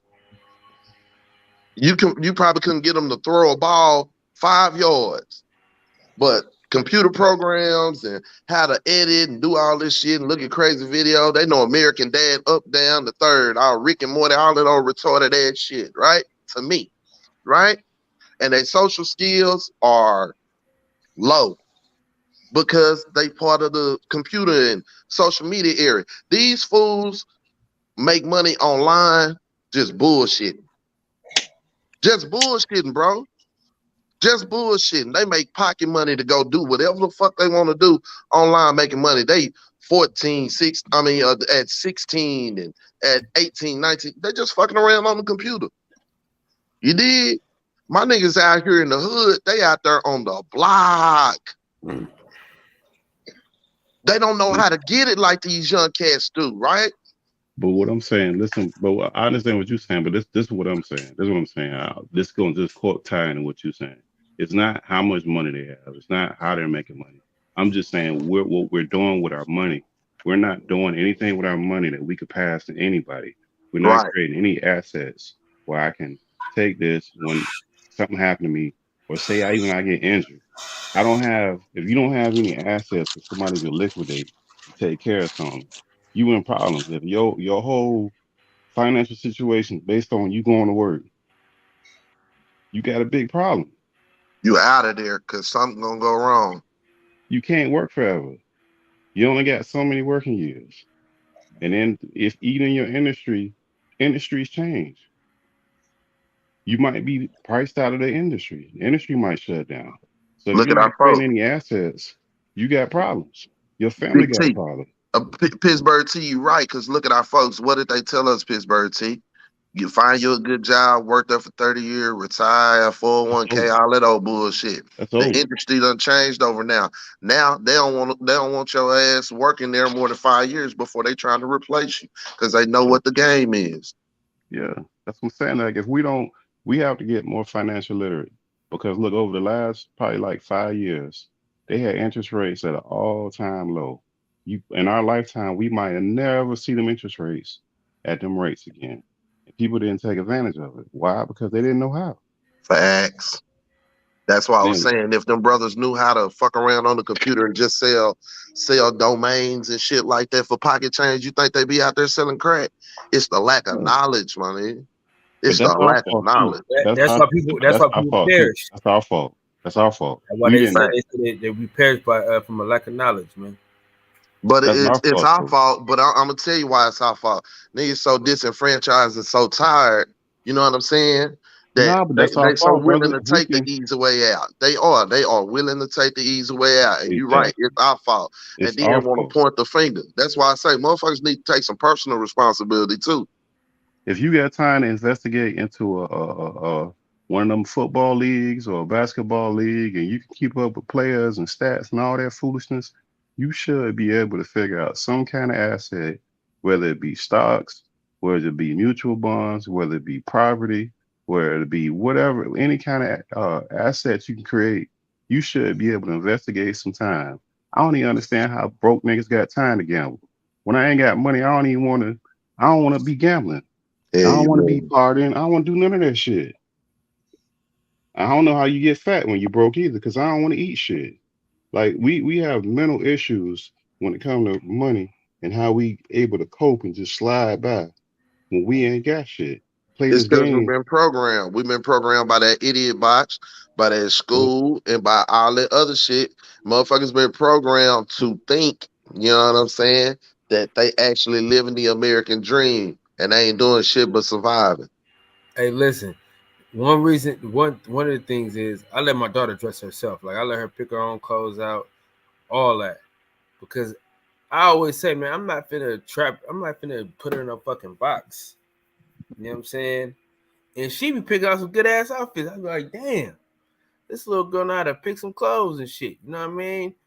And I was talking to my homeboy, and he's like, man, hell no, I ain't let my kids do that. Man, that reflection of me. I'm like, man, you know, you staunching their growth, man. You know what I'm saying? You don't know what they could do or what they want to be. So whatever my kids want to do, I just be like, fuck it. We'll figure it out. Shit. Well, here's the thing. If he continue to dress her, she gonna be looking for somebody to dress her when she move on. I told my girl, I was like, you know, her daughter is real impressionable, a real friendly little girl, but not real physical. And so, you know, it ain't always parents or a teacher or a protector around. You get around other little kids, they gonna test you and try you. They challenging the other kid because they trying to find themselves as well. So they'll challenge her, push her down, be mean to her, and test her character. And she always look for somebody to protect her. And, you know, they always run into her aid. I done tried to teach a little girl, hey, you don't have to start standing up for yourself because it ain't always going to be somebody around. You know what I'm saying? Like, what you going to do when they get grown and something go down? They're going to grab the phone and try to call somebody to, you know, they've been disrespecting me. What you going to do? Jump on the phone and line them out? You know what I'm saying? Like, at some point, motherfuckers got to grow. So you right, Kyle. Letting your baby be independent like that, you know what I'm saying, and and have a strong father as well, that shit important. Yes, it's like the finances. I just think we got to do a better and be more conscious with trying to learn, man. And the problem is we want to know everything, and things we don't know we shy away from, and it's the embarrassment that kills us because we won't go take a class, we won't go to a summer program at college. We won't sit down and watch some YouTube. We won't read no books. We won't get around people that we feel less than. Because you're not going to feel smart if you don't know what the hell they're talking about. But if you sit there long enough, you'll learn some shit. And you'll be able to acquire some knowledge to pass on. Facts. But it takes that time to sit down, Pittsburgh T. I'm telling you, network marketing did it for me. Sitting around people, and it wasn't network marketing as far as how successful I could be or whatever. It was the mindset. When I went from an hourly mindset to you know, per diem, per job, you know what I'm saying, mindset, to actually, you know what I'm saying, like being independent. That's what changed it for me, because my parents didn't have an entrepreneur mindset. They didn't have no idea that they was employees. Well, I know the one of the dudes I know who put me down for the market. His dad wasn't nothing but a school teacher, and that dude got multi-millions off a school teacher salary. So it's not the amount of money that you have or the type of job you have. It's like what you're saying. It's the mind.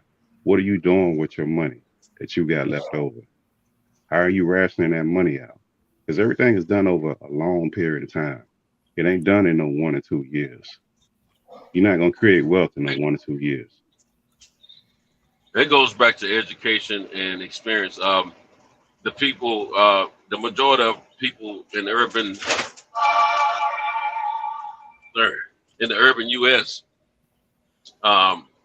and particularly black people, I'm speaking of now because I'm a black man and I was a black boy before that, and that's my culture. That's what I know of. And the folks around me look like me.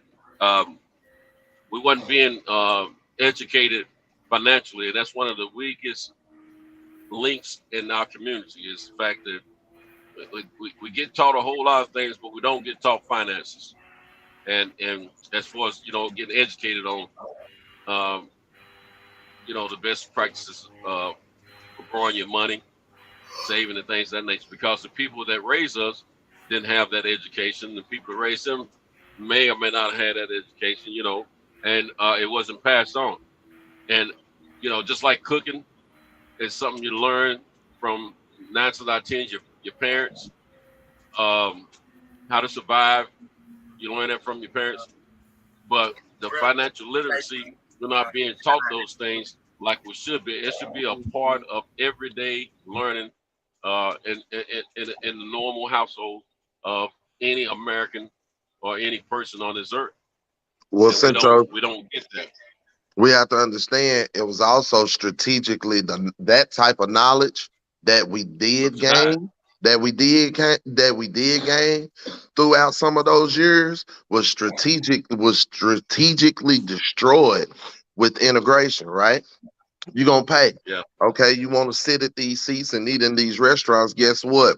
Sooner or later, we're gonna siphon out your businesses. You know what I'm saying? We had our own seamstresses and all this shit, and in that we was learning business. Black people had businesses and shit during them early years or early times or whatever. But of course, with technology and integration, those things were, siphoned out of the Black community. It was outsourced. So a lot of that knowledge was lost. Great-granting them that had the shop, or granting them that had the shop, lost the flower shop and all of that shit. My little cousin, which is my aunt's son, God rest her soul. She had, one child before she passed or whatever. The man that she married, his mother owned the flower shop in Dallas for 30 years. She passed, flower shop gone. I'm gonna tell you something.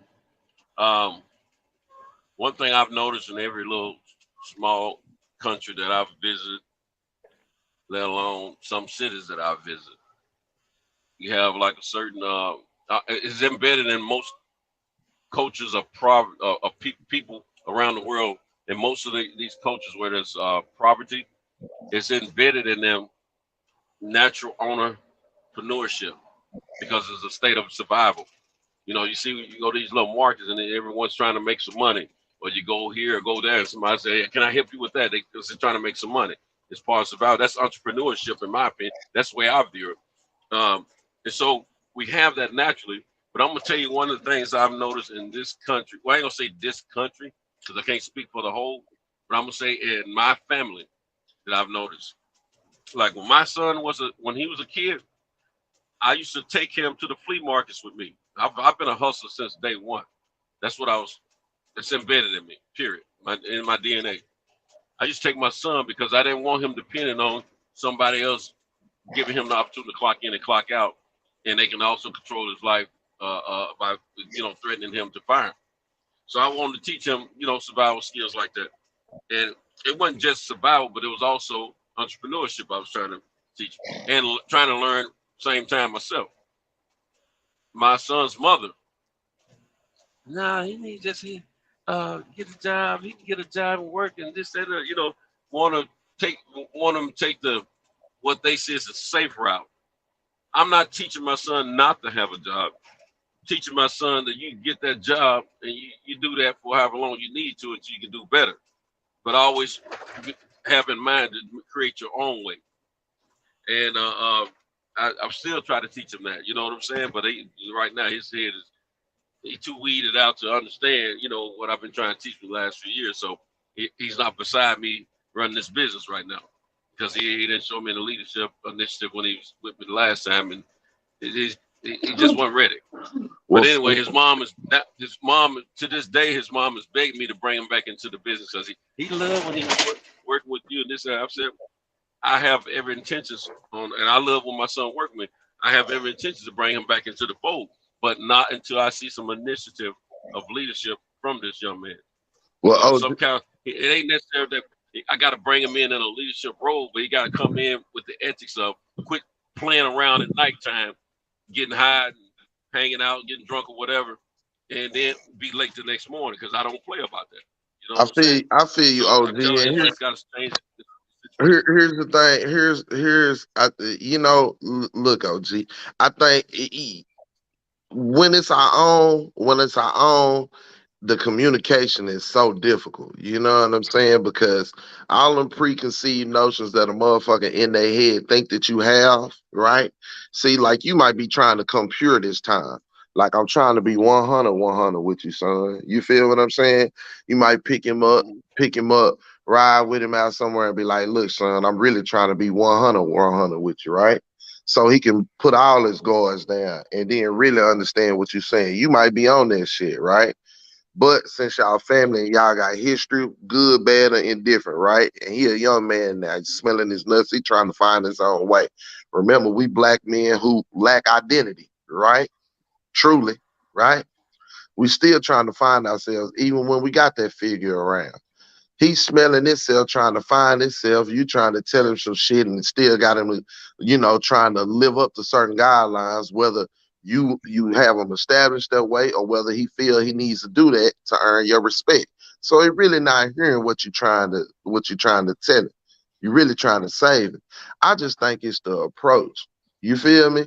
And I don't know if it's necessarily an approach from you, Sometimes it take the approach from another OG in your circle. You feel me? Right. Like if you had a OG, like an Uncle always, Vic or some shit like that was not necessarily family, but one of your partners that you work with for 15 to 20 years that he kind of know and respect. He kind of need that motherfucker to pull him to the side and say, bro, like, getting money in the streets gonna lead you to jail, right? Hustling, you know what I'm saying, it's gonna lead you to jail, and going to clock in for another motherfucker, he gonna have them expectations of you too, and he don't love you. I got a whole business here for you. You feel what I'm saying? Like, I don't think you really seeing it like that, Santos. No, I am. Look, this thing, I plan to have that talk with him, but see, at the time when I brought him in the last time, I'm talking to him. I'm telling him, quit, stop letting your nightlife interfere with your day life. You know what I'm saying? But he wasn't hearing that because he got this little girl giving him that guap 3000, and they staying high, smoking weed, drinking all the time, and then he get kicked with his boys and all that. He getting money with me, so money on another level that he didn't experience before. You know what I'm saying? So I'm trying to tell him, that's plenty of this and a whole lot more to get if you get your head together. But he wasn't hearing me, like you said. And I was trying to let the guy that I was training him the first 2 weeks when he come aboard. But it was still that father-son thing, and I realized that, so I had to cut that off. I let my guy finish training. The first guy I hired.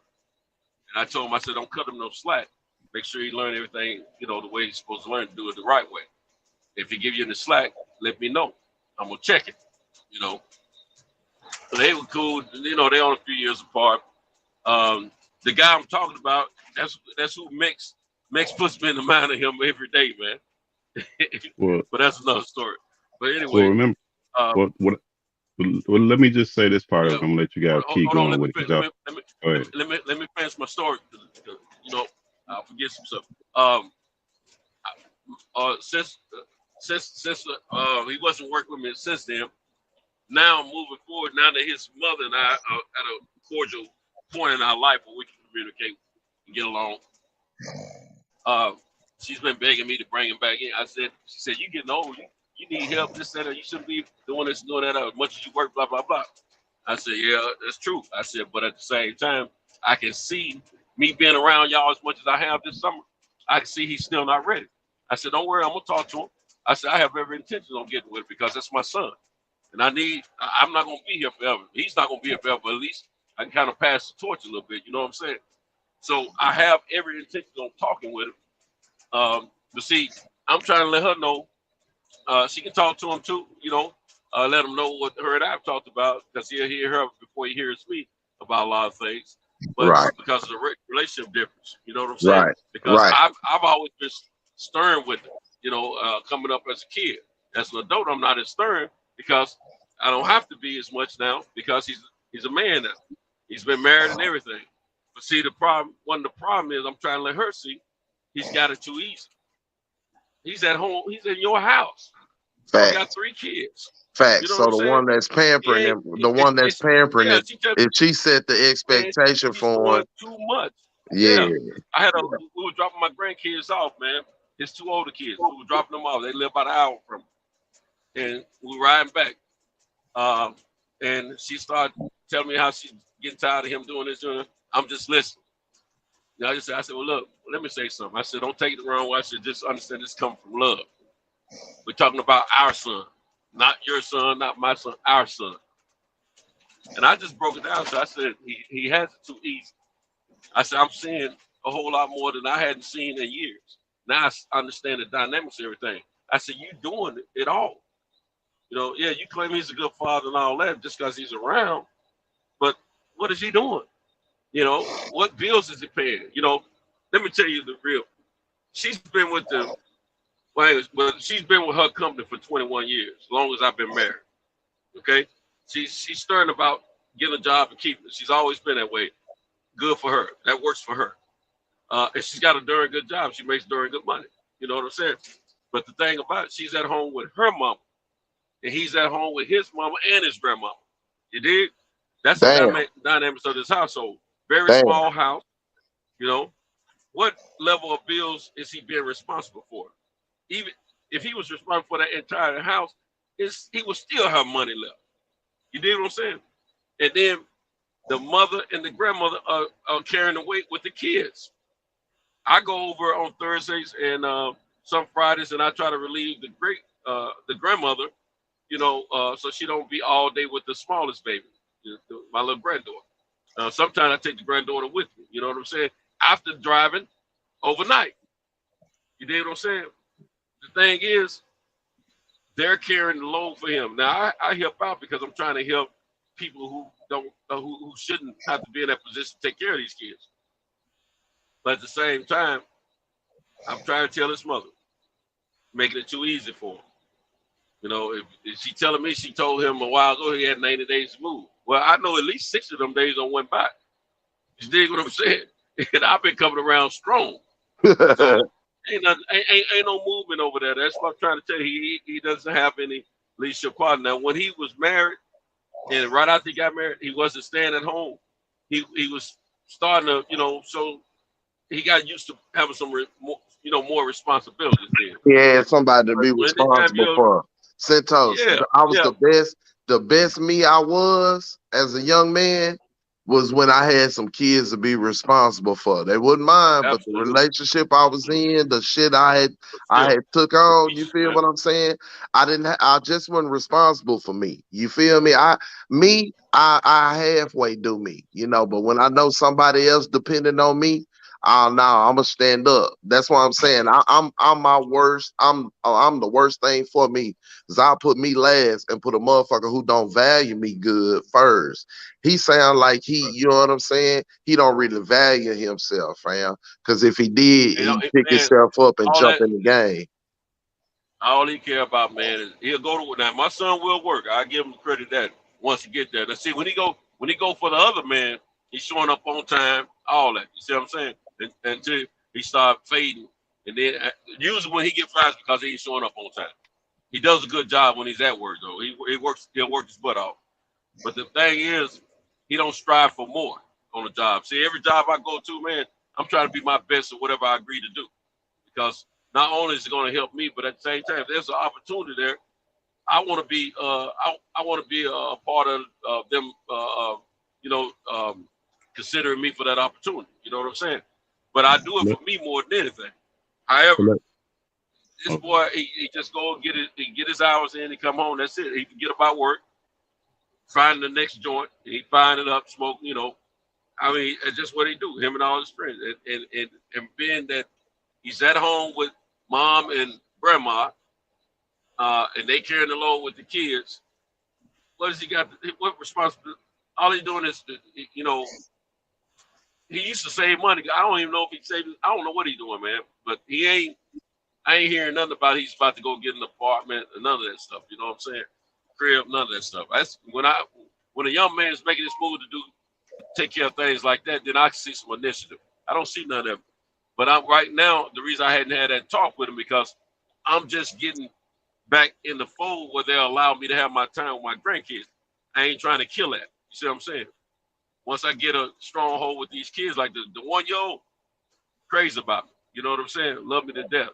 The 13 and 14-year-old, they still trying to get to know me because they hadn't seen me in so long, didn't know what happened. They hadn't heard the truth about everything. You see what I'm saying? So I'm still building my relationship with them.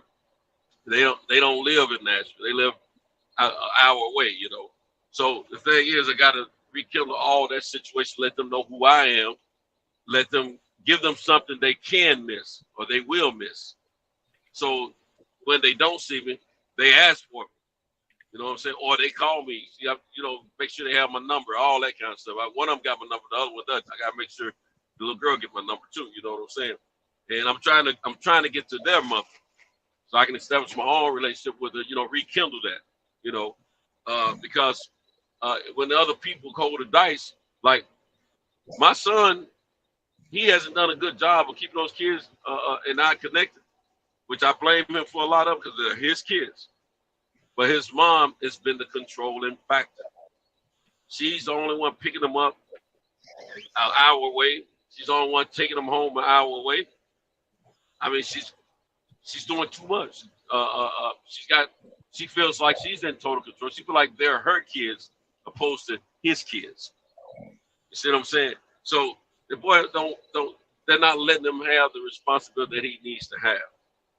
And I said, you know me, I said he'll be doing a whole lot more if it was up to me, you know. But that's what they're doing over there. Yeah, I'm just trying to establish myself right now. But that's part of our biggest problem, Santos. Like, to me, finances go into two big pots of problem. One is how you generate money, and then that could be any number of ways that they even sustain getting past survival mode.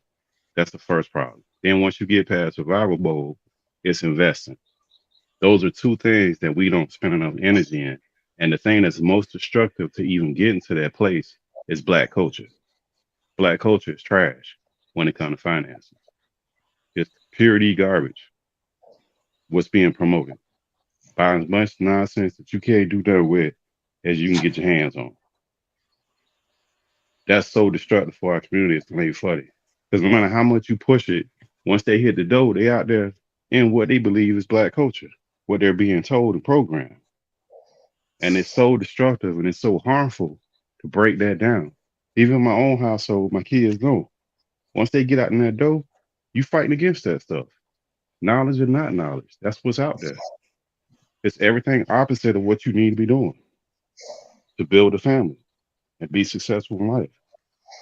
In this world that we living in, you fighting against the narrative that's being pushed with the entertainers and all their foolishness. None of the stuff that they're promoting is beneficial to you and your family financially.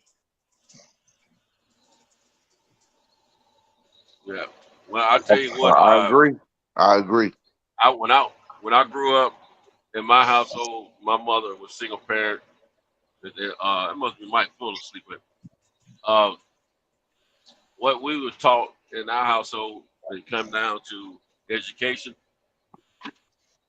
I just want to see y'all graduate from high school. Go to college is your choice. It was never pushed on us as mandatory to go to college.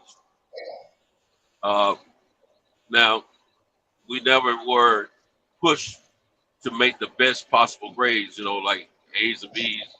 We wasn't pressed about that. If you made a C or above, you were clear in my mother's household. So, you know, even when I was capable of doing A and B work, if I felt lazy and didn't want to do much more, I would just do enough to stay out of trouble. You know what I'm saying? Average work. Just so I can clown and play at school, not understanding the value of things about education and how it can help you in the long run, as well as post-education. So anyway, what I've learned since I've been an adult is the fact that I don't want to. Well, let me finish, bro. What I've learned as the now hold on, don't do that, bro. Let me finish. What I've learned is as a mature man, I'm not saying you got to have all the degrees, but I don't speak against it. But I do know if you tell this child when they're really young, the school don't end in 12 years. It goes into post-education. You bring them up in that. Their understanding is that's part of what they have to do before they be this independent adult individual. Because the granddaughter that I was raising, she understands that because that's the way I helped raise her and cultivate her. She's not looking forward to just getting out of high school. When you have a conversation where she says, when I go to college, not if I go to college. When I go to college, I'm gonna do this, do that, do that. When I get out of college, I'm gonna do this, do that, do that, because I've cultivated that in her. And if we cultivate that in our kids or whatever it may be, it don't necessarily have to be college, but whatever we cultivate in them, like these talks with finance, if we cultivate that from youth all the way up, as we're raising our kids, it's second nature to them, just like computers are to these kids. That's basically what I wanted to say. Well, I just wanted to say about education, like we gotta remember everybody don't go to college, they don't go to post college. But you got information that you can order books from Amazon, you can watch lectures from Harvard on YouTube, not just somebody a fake guru. There's access to education that we have that we didn't have before. Like we all grew up in an era where you had to go to the library, get a book, and hope the library had the shit. And they were limited what books they had. Even looking up words, dictionaries, those dictionaries, the very same dictionaries is bullshit right now. When you go look up them words right now and look up what they would define them as. So information and education never really stops. We just all got to take advantage of education right now because you have so many resources. So I just didn't want to diminish regular people who are very intelligent, who are not college students. You can always educate yourself now. I'm not degreed. I don't have a degree, and that's why I say what I said. No, I didn't mean you personally. I didn't mean you personally. Yeah, I got you. No, I got sorry. you. But I'm not opposed to people getting degrees. Learn. I studied. I didn't go right into college after high school because I thought I wanted to do that, but then as the closer I got to graduate, I was like, I'm tired of school. If I can get a decent enough job, I'm gonna do this, do that, because I saw people around me that had decent jobs that was living pretty good, middle class level lives, and I wasn't used to that where I come from. So I figured if I can, be one of those first guys, one of those type of jobs, I can raise my family and everything will be cool. Well, a few years went by, I realized I lacked some knowledge in certain areas. So I said, this is why I should have went on to school. I said, but I wasn't mature enough then. So I went to school as what do you call it? When you're an older student. Well, anyway, that's irrelevant. I went to school later. And I went for me. I didn't go for statistics. I didn't go because my mother told me or my father or friends. I went for me. And I studied accounting for a few years. And I learned what I needed to learn to help me have a little confidence in some of the things that I ventured in. However, there's other things I want to study. And like you said, you don't have to go to school to learn. That's where you pay to learn. You can teach yourself.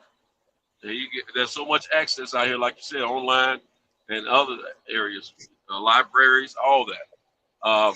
You can teach yourself. I mean, a lot of these courses that we pay umpteens up so many thousands to get educated and learn. We can take some self-preparation and do the research ourselves at home and teach ourselves, because basically you're gonna be doing a lot of reading and problem solving and some stuff, but we can teach ourselves. Just have to be willing to educate yourself. Reading is very fundamental and it teaches people a lot, but some folks have some of the highest IQs, have some of the strongest vocabularies because they read a lot.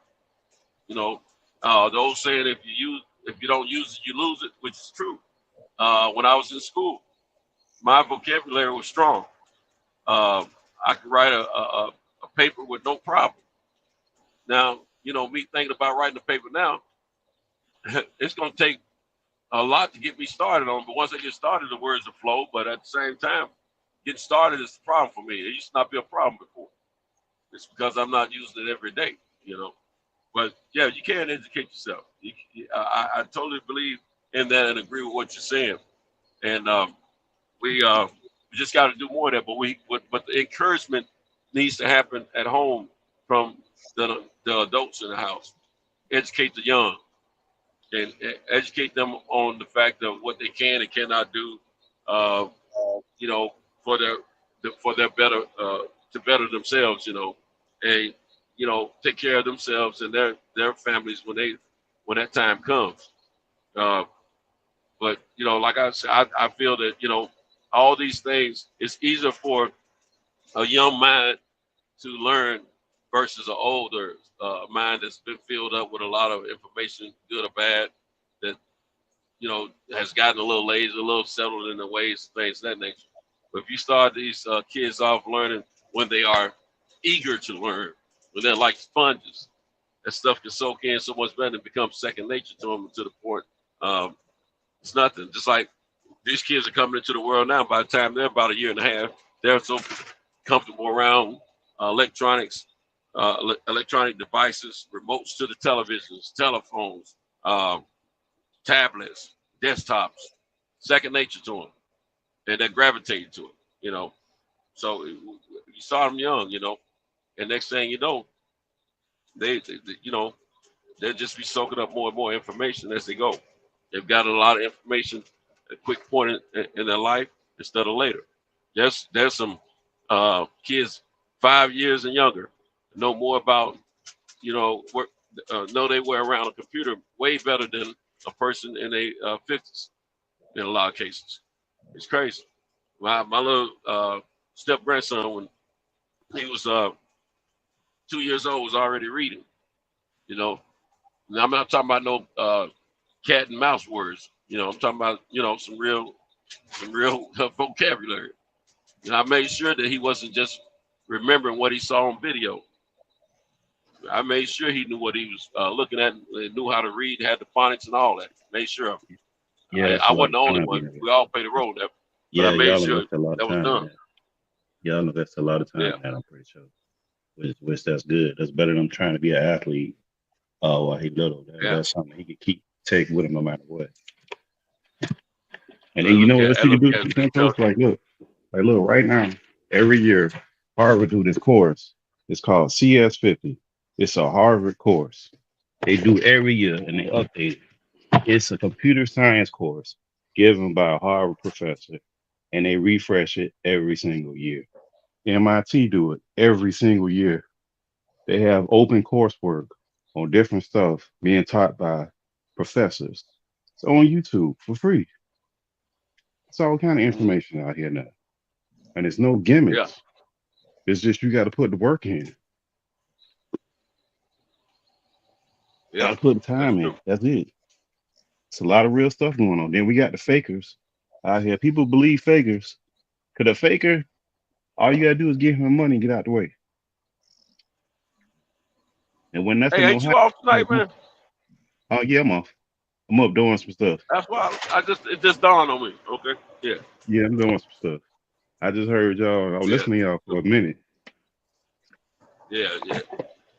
It was a more civil conversation tonight. Yeah, that's good. Yeah, it flowed. Yeah. We that's one thing good for these outlets, these platforms, for us to come in, no matter if we're in agreement or not, we're able to help teach one another. No matter if we're talking about the sport that we all have come together to love. The sport that we love has brought us all together.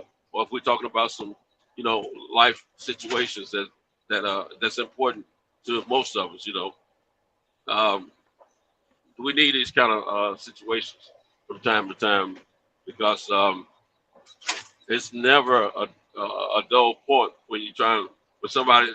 You never know when someone's going to drop a piece of gem that educates you in an area that you thought you had all the information or most of the information, then you found out something different, or that you never had any information about, period. So it's always a good thing. Yeah, information is So, hard. you know, Yeah. absolutely. And hopefully, you know, us, you know, sparking it about finances and things that can work and help improve the standards of living for those of us who are disenfranchised to a certain extent, or who's been deprived of information, or who's just never been in a situation where you can receive information or obtain it. It's good for us to be able to have the opportunity to listen and hear people talk about these things, because it's very helpful. I mean, some of the information, believe it or not, and I'm basically talking to the audience, some of this information, believe it or not, some of us have paid thousands and thousands of dollars to obtain that same information that we can come out here on these platforms and learn in multiple episodes about what we're talking out here at no charge. All it costs you is a little time and some hearing. That's it. So it's a wonderful thing. And basically, the technology that's put into this platform for us to be allowed to come together and interact with one another, the same thing that my man Pittsburgh was talking about, you know, is out here. Matter of fact, we're living through it right now. Yeah. So, and I think all them dudes, all y'all that got on the panel, all y'all that got on the panel is necessary, because everybody comes from a different angle. Like 817, the way he talked, he reached different people. The way you talk, you reach different people. So you might be saying the same thing, but it might not be registering with nobody. Right. Well, it's just like I know people have a difference of opinion about religion and stuff like that, but I'm just use that as an example. Probably most of us have heard the stories, no matter if we believe in it or not. Just like the disciples, they went out throughout the world speaking in different tongues. They're not talking about some stuff gibberish that no one understands. They're talking about the language of the land of wherever they were. They were able to speak it in order to get across to the people of that land and that culture and that of that language, to understand what they were saying, and the communication was there. So, you know, we're all disciples in respects to whatever information we're trying to whatever information that we are delivering, whether or not we realize we're delivering information, the content that we're presenting, and things of that nature. So, you know, like you said, you know, 817 can reach a certain demographics. I can reach a certain demographics. You can reach a certain different demographics. Mike Fuller can reach a certain demographics. Kyle, and believe it or not, even our man Mix can reach a certain demographics, you know, DJ, and so on, you know, because, you know, we all have had different life experiences. We've all walked different, we've walked different lanes. We've been around and involved with different cultural situations, and just our overall life experiences have been different. So mix it up, and we all come from a certain area that we grew up in. No matter if you moved around a whole lot or not, those areas that you grew up in, majorly as you were in a young adult to an adult, or just, you know, if you just want to say young man to a man, I mean, you know, you develop certain relationship with people over a period of time, and some of their ways rub off on you and vice versa. Then you may do the same with some others in that same geographical generalized area. And next thing you know, y'all have your own culture within a culture. Yeah. And so then you can create situations where you're speaking knowledgeable information that's understandable to the people that you've grown up around, because you guys have walked the same lanes, you've experienced similar things, and you understand the language in which you guys speak. That's where you become a disciple. Partly. Yeah, So yeah, it's a good thing. we got to get a little uncomfortable because we can get and learn some more knowledge, but you got to get uncomfortable and get up under some people that's going to be talking over your head a bit. That could be from anything from learning how to do the trucking, to learning coding or learning networking, physical networking with computers, to invest in stocks. Oh, they're gonna start talking over your head, but you just got to hang in there and not let your pride get in the way, or the embarrassment just stop going. And then what you do with that, you gotta expand on that from generating income to making it create some income for you, which is another thing. I think we just get too comfortable too fast. There's never no point where you really stop. We get comfortable too fast. That's true. It's like my son. My son is so comfortable right now. Go to work. He see his kids and don't have to tend to them. Smoke all the weed he want. 34 years old. Yeah. Nothing like me. I say, hey, you get that from your side of the family. No, that's black culture though. That's what we fight. The kids came in my house. They know good and well some good shit. That's what's going on. They're well aware. But that's what they fighting against. Drugs and not doing very little for the least. That's what you're fighting against out here. It's commonplace now for teenagers to be smoking weed before they get out of high school. It ain't so much I have a problem with the weed smoking. I have a problem with you putting weed first. You know what I'm saying? I have a problem with that. But I don't necessarily have a problem with a child. Say it again. I don't believe you could be on a substance from when you're a teenager to an adult for all them years and it not be an issue. You know what I mean? Like say you start smoking weed, you're 15, and now you're 25, 30. You've been smoking weed 10, 15 years. Part of your life. Yeah, that thing got a stronghold on you. Yeah, you got people looking for weed like some people look for coffee. Yeah, or another type of drug, And me personally, like I said, you got control of it. I have no problem with it. I don't condone it or get down with it myself, but I have no problem with it if you got control of it. But when it interferes with their everyday survival, your well-being and things of that nature, then that's a problem. Most people especially if it affects me. Yeah, but most people it does. I mean, some people it doesn't, but most people it limits what they can and can't do. You can't go to certain jobs, even if you're independent. You can't get certain contracts. Certain things you're not going to do. You got both certain times a day. Yeah, so it limits you how bad. Yeah, you got it them both. That you're saying it limits them. They're trying to get a good job or whatever. Then you got some people that are in high-profile positions, smoke weed a few times a day. I witnessed it myself. That's not many. Less of those. Yeah, I honestly think it's more than we know. I think it's more than we know. Really, man, I'm telling you, dude. Look here, let me tell you something. I've been in management in my last profession, and the guys that I least expected, they do it twice, 3 times, 4 times a day. I witnessed it with my own eyes.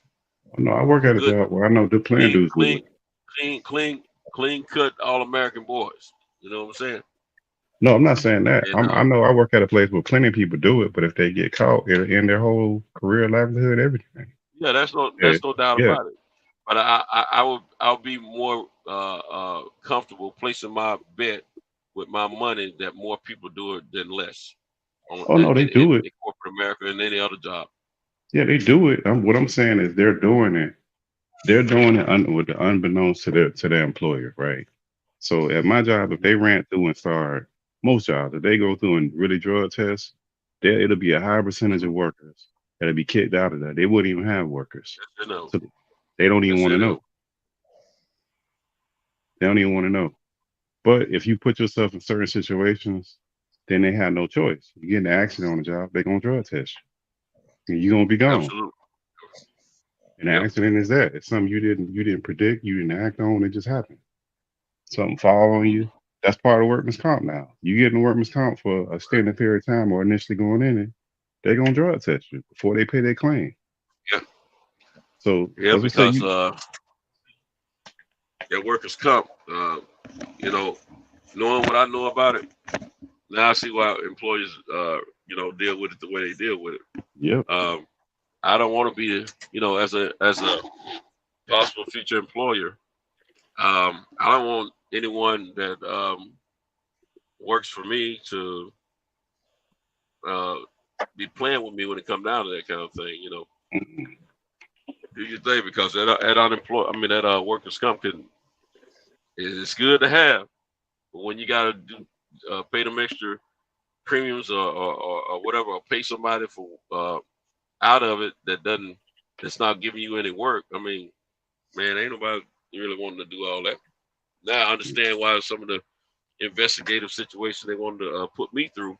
One time when I was hurt on a job. Now I see why they were doing what they were doing, you know, because they think some people are faking. And I wasn't faking at all, but I'm just saying some people make it hard for others. Yeah. But I have to pay workers' comp myself, and I don't even have any work. That's still big. Yeah. You know, I gotta have it on hand just in case I run across a client that requires it. So I mean, certain stuff limits you. Like some of these young boy rappers now, they're not even getting a lot of tattoos. They get none or very little tattoos on their body because they realize once they stop being an entertainer, those tattoos gonna limit them. And be it right, wrong, or different, that's just what it is. Some of them just go. They go on to. Well, I'm gonna tell you something. The generation I grew up through, those tattoos are not, you know, having too many. I personally don't believe in having any. I don't have any on my body. Me neither. For two reasons. I think it's classless in some respect, and the fact that I'm a punk. I don't like needles. Period. I don't care what kind they are.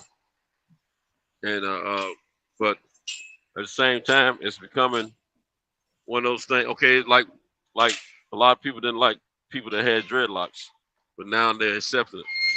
It's one of those situations. It's becoming more acceptable. So people getting away with it, you know, and it's all people like myself who don't like it as much. It's more of a personal thing. Yeah. But you know, it's been the more it becomes acceptable and we get desensitized about something, we don't see the negativity in it as much. But depending on what level you at, sometimes, because you don't see no CEOs or no execs running around with no tattoos all on their face and the neck and stuff. Depending on what level you at, not on you their won't face see and that. neck. No, not on their face and neck, but when they if they the kind that's okay with it, you know, body art they call it. Yeah, but it's covered. They yeah, that's covered. They yeah, they would they'll be like when they see somebody with that stuff, you're like, oh, you got that? Oh, yeah, look, check this out. You know, they're not upset about it if somebody works for them to have it, because then you know they perpetuated themselves. It's, you know, you might catch if you got kind of like a young CEO, you know, in his off time he want to party hard, so you might see him out somewhere, maybe at a hotel, at the you know, poolside, and then next thing you know, he unveiled, you see all these tats on him, he be shot. You know what I'm saying? Yeah. So, yeah, it's crazy, man, but it is what it is, you know. It ain't for me. I can tell you that right now. But it's for some people. Well, it ain't even for them. That's what I'm saying. Like, some of the stuff we do just because we do it, we got to realize it. You put a ceiling on yourself when you do certain shit. Like, you can only go so high when you do certain things. They might not be wrong against the law, or, you know, it might not even be. It's just, you know, in certain environments, that's just not where they want. They don't want that there. Mm-hmm. Right, wrong, or different. They don't care. And that's the environment that they created. That whole weed thing and people running around talking about shooting earth, man, people don't want that stuff in certain environments. That's what they determine. Exactly. I don't want it in certain you. environments. I mean, when I go to you know, Las Vegas, LA, or whatever, I forget these are states that allows people to smoke weed in public. Yeah. You know, it's because I'm not accustomed to that where I'm from.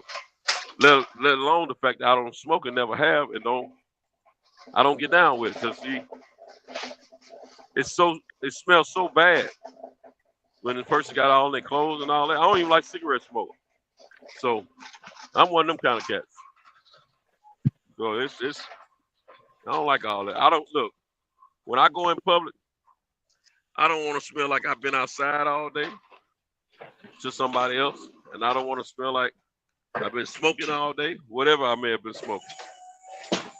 You know, a lot of cats smoke cigars and stuff like that now. Yeah. You know, it's been an end thing. They got all these shops that open up and all that. I don't get down with that. Miss me with all of it. Now, if I own a cigar shop, I'll have somebody else run that joint because I don't like the smell of it, period. Yeah. So it just ain't a lot of my buddies. They get down with it. You know, that's them. My head's off to them, but that ain't me. I don't like to smell none of that stuff. You know. So KP, somebody we got Best Pugilist backstage and KP. KP, we got two people backstage. Hey, I don't know if Cal will wake or not, man. We'll see. We'll see if we can Cal, if you're up, man, you got people backstage, man. Cal.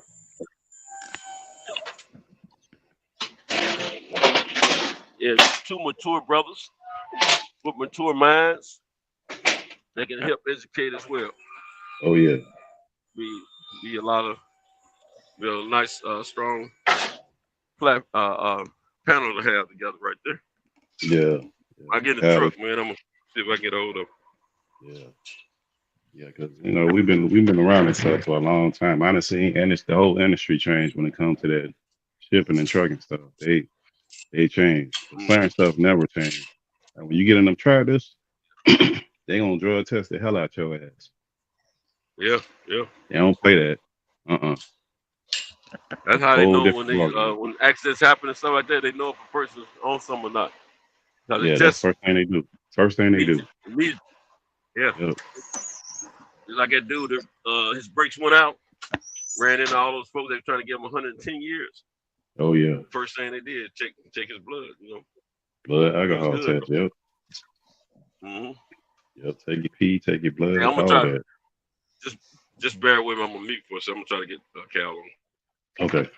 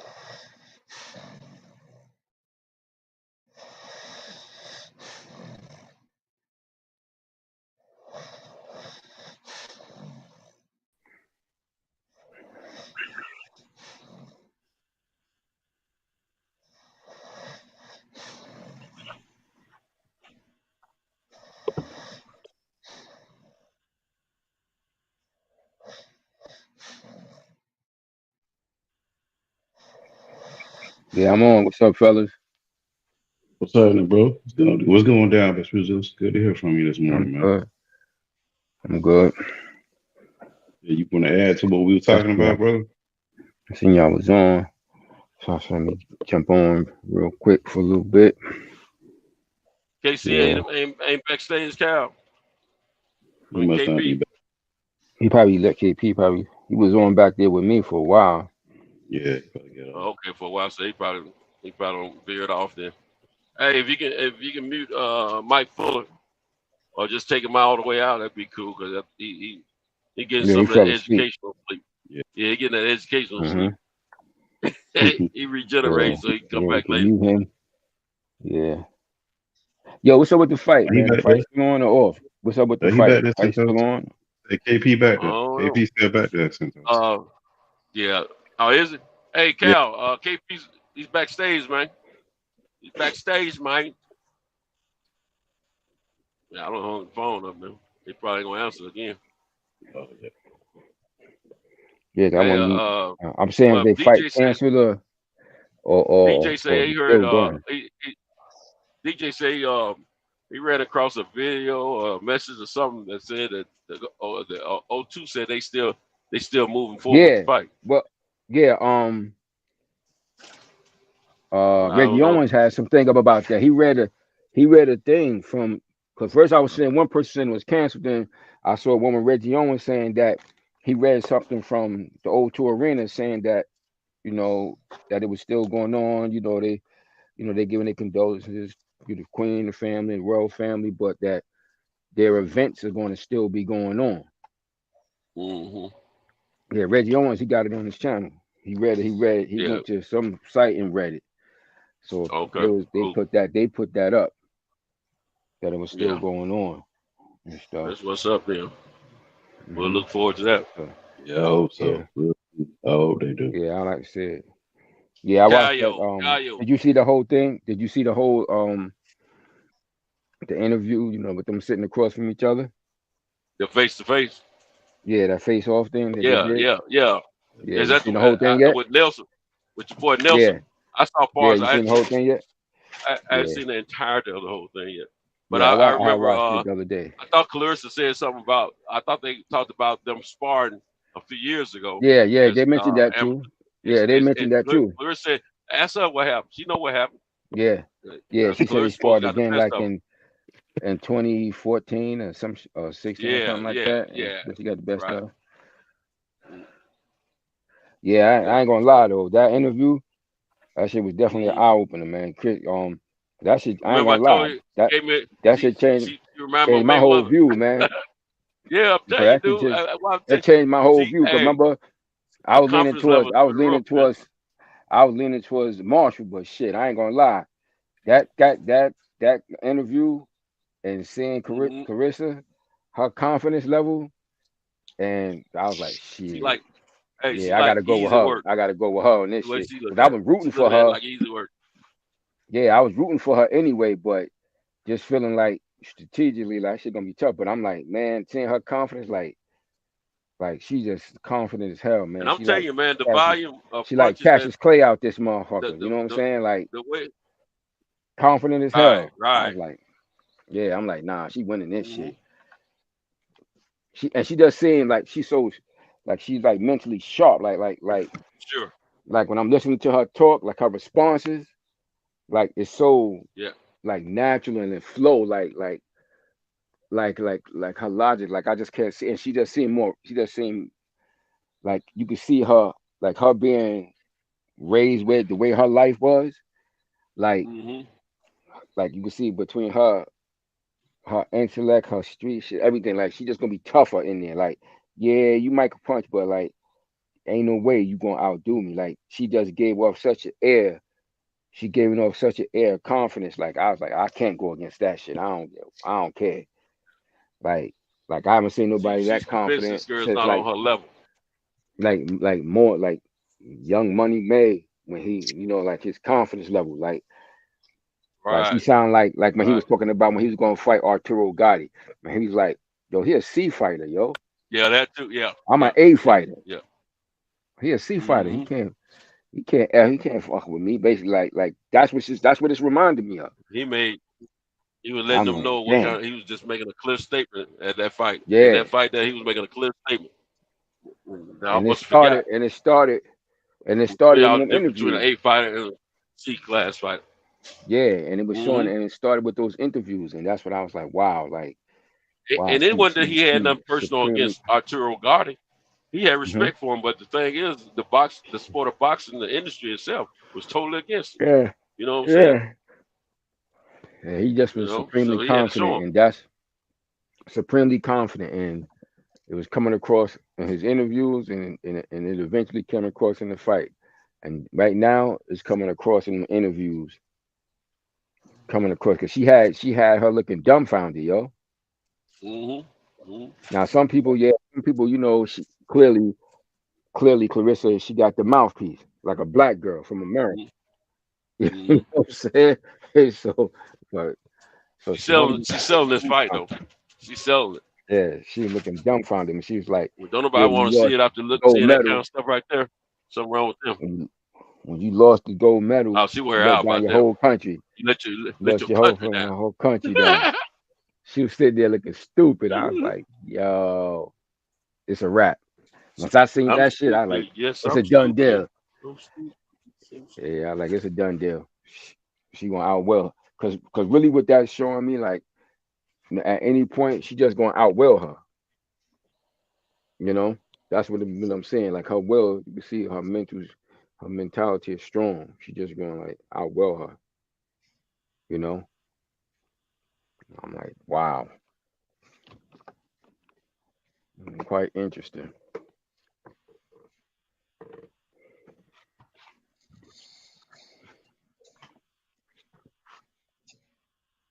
Yeah, hello? Y'all still there? Sento.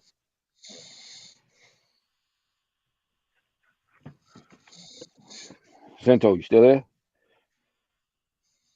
Oh, I think Pittsburgh got knocked off.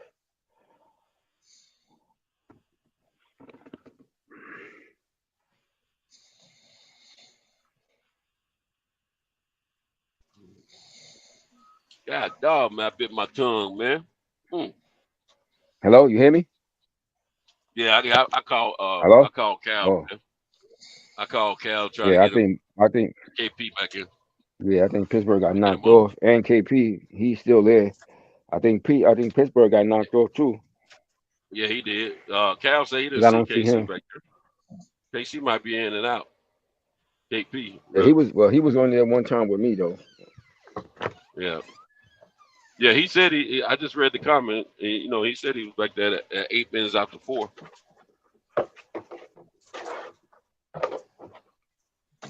8 after, rather. You know, we're on different time zones. Yeah, but in terms of like some of the stuff y'all was talking about, in terms of you know, the way we do things here, the so-called African Americans, and the way that everything is set up, you know, just the mindset of how we're geared towards doing things. You know. Hold on.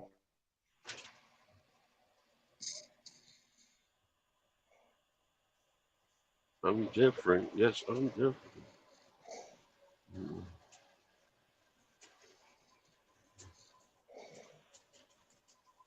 You there, bro? Yeah. Hold on. Okay.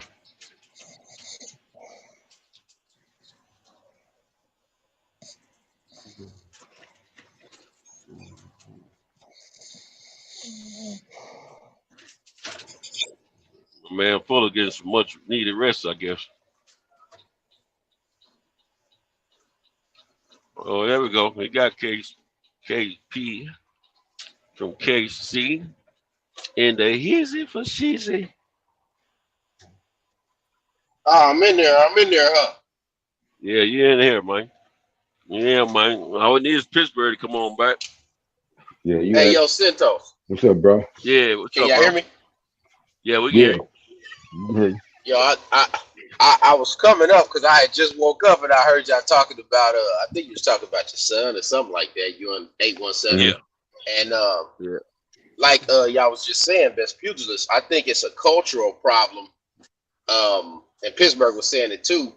And it's almost like it's almost like this is not 100% on the women, but it's almost like the women get in the way of manhood sometimes. Yeah, man. And My son most definitely did years ago. Yeah, so what it really is like, if I look back, y'all, if y'all remember Boys in the Hood, where Furious Styles said, you're going to see how they turn out. Yeah.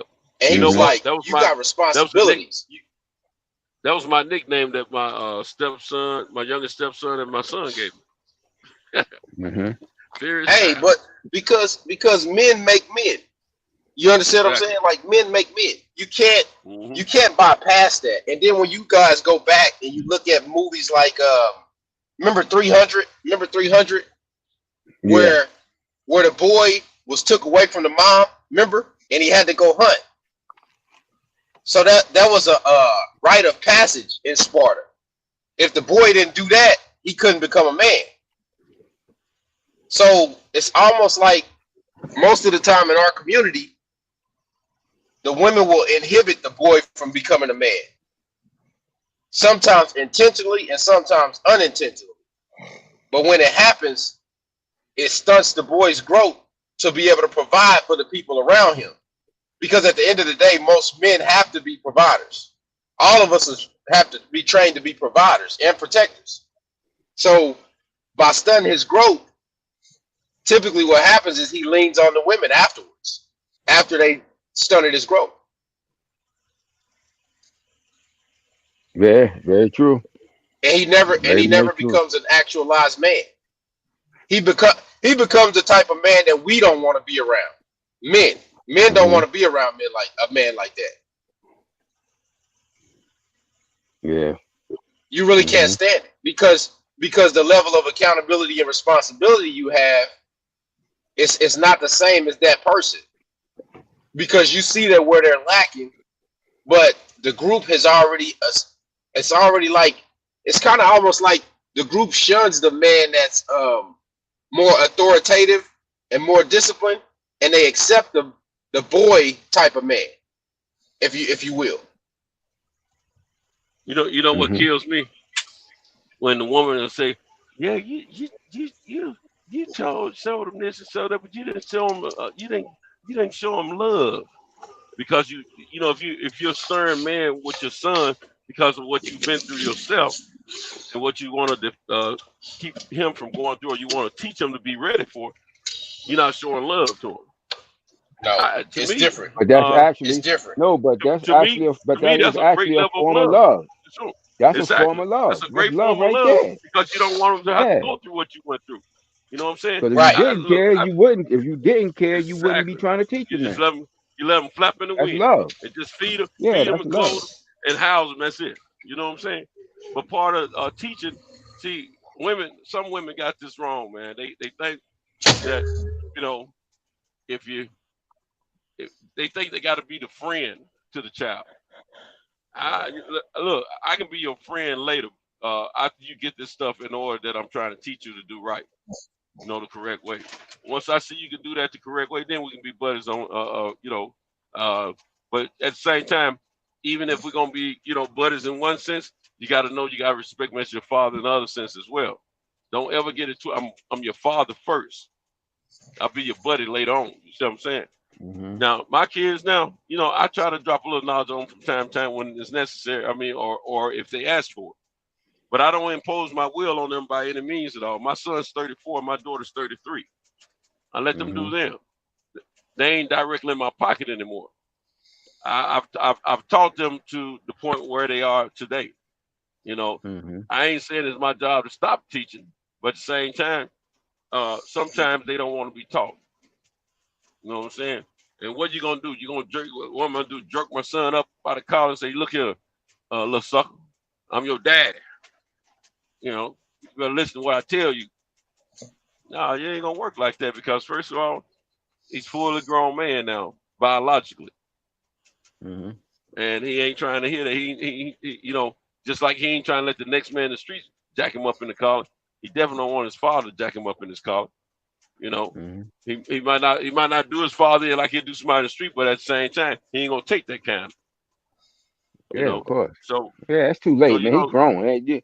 Whatever he ain't get, you got to do that when they kids. Like you can't be waiting to somebody.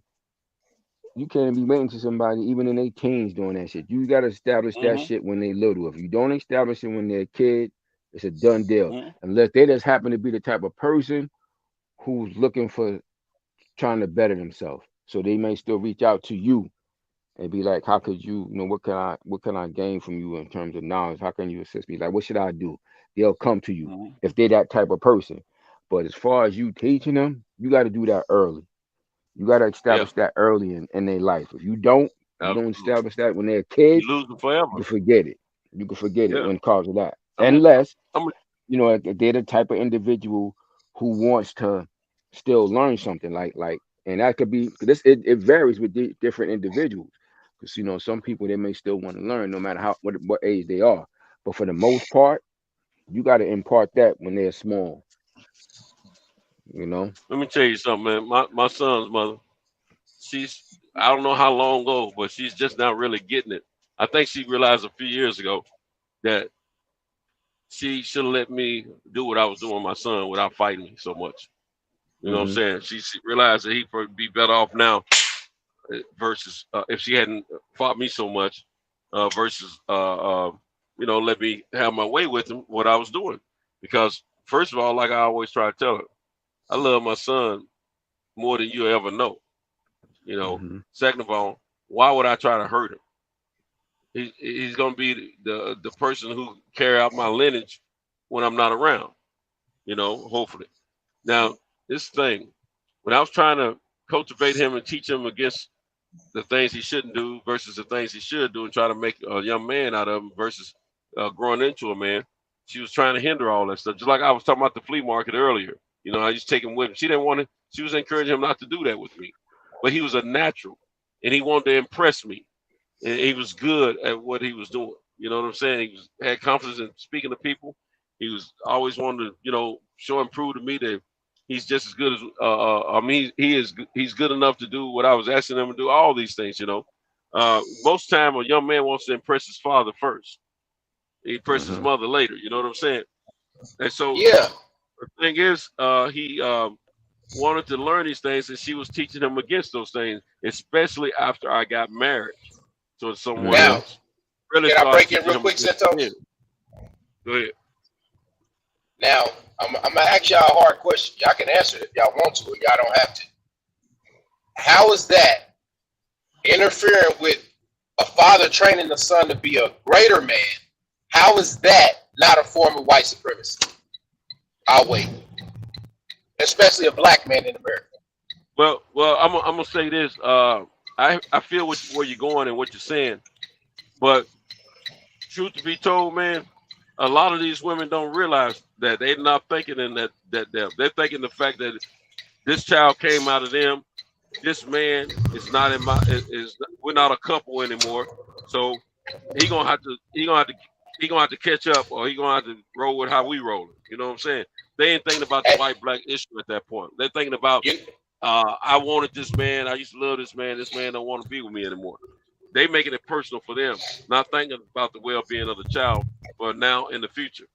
So I think that's basically the biggest problem. They've learned to be against us because of white supremacy, but they don't realize that. That's why I said that, Santos, because I seen that happen to my quote unquote brother-in-law. He's about your son's age. And right now, he's roaming around. Basically roaming around. I seen it happen. I seen the mom interject, and then when the boy fell, best pugilist in Santos, the father was there to pick him up and help him back up. The mom turned her back on him. Yeah. It's a lot of factors, man. She a lot of factors that go into that. My son's mother, she don't kept me out of my son's life when he was younger. And then now time progressed, she kept me out of the grandkids' life for a few years because she wasn't really being accepting of me being around. And I'm not knowing, I wasn't getting information about it, but I'm gonna blame my son more than her because those are his kids. But at the same time, you know what she's telling the grandson now? you're gonna have to warm up to your granddad because I can't teach you to be a man. Same thing I told her years ago about our son. She said, I can't teach you to be a man. He knows a lot. He's a good man, and you have to trust me on this. And she's telling this kid, this is the same. She's telling this kid that opposite of what she told her own son. You see what I'm saying? Yeah, Right. but you know, they don't instill all this other stuff. You know. Yeah, but Cynthia, you know, part of that is now because now you single again. Because like you said, when you got married, she was hating. She was hating when you was married, and she was hating because she still had a torch for you, and it was always when you've been with somebody like that, and you have a child with them, that little flame still there, so on and so forth. But you got married, it's like that door closed, so that shit ain't never happened. Right. So that other stuff, animosity, come to the forefront. So shit, yeah, it's easy to say that now because you know your ass divorced. You understand what I'm saying? This is what she's telling me. That before I showed up in May, she was praying that you know, for either me to show up for the sake of our grandson. See, the grandson, the 13-year-old grandson is our biological grandchild. The 14-year-old granddaughter is not our biological, but we accept her as ours. My son accepted her as his daughter because he was with her mom before she had her. She was pregnant with her, you know. But anyway, and the dad, you know, he's not really in her life. So anyway, she's telling the grandson all this because she knows what the mistake she's made between my son and I. Partly. Now, you're right. A part of it is because I'm divorced now, but she's claiming that she prayed and all that before I showed up, and then all of a sudden here I am. But then she still had a little bitterness in her when I started showing up.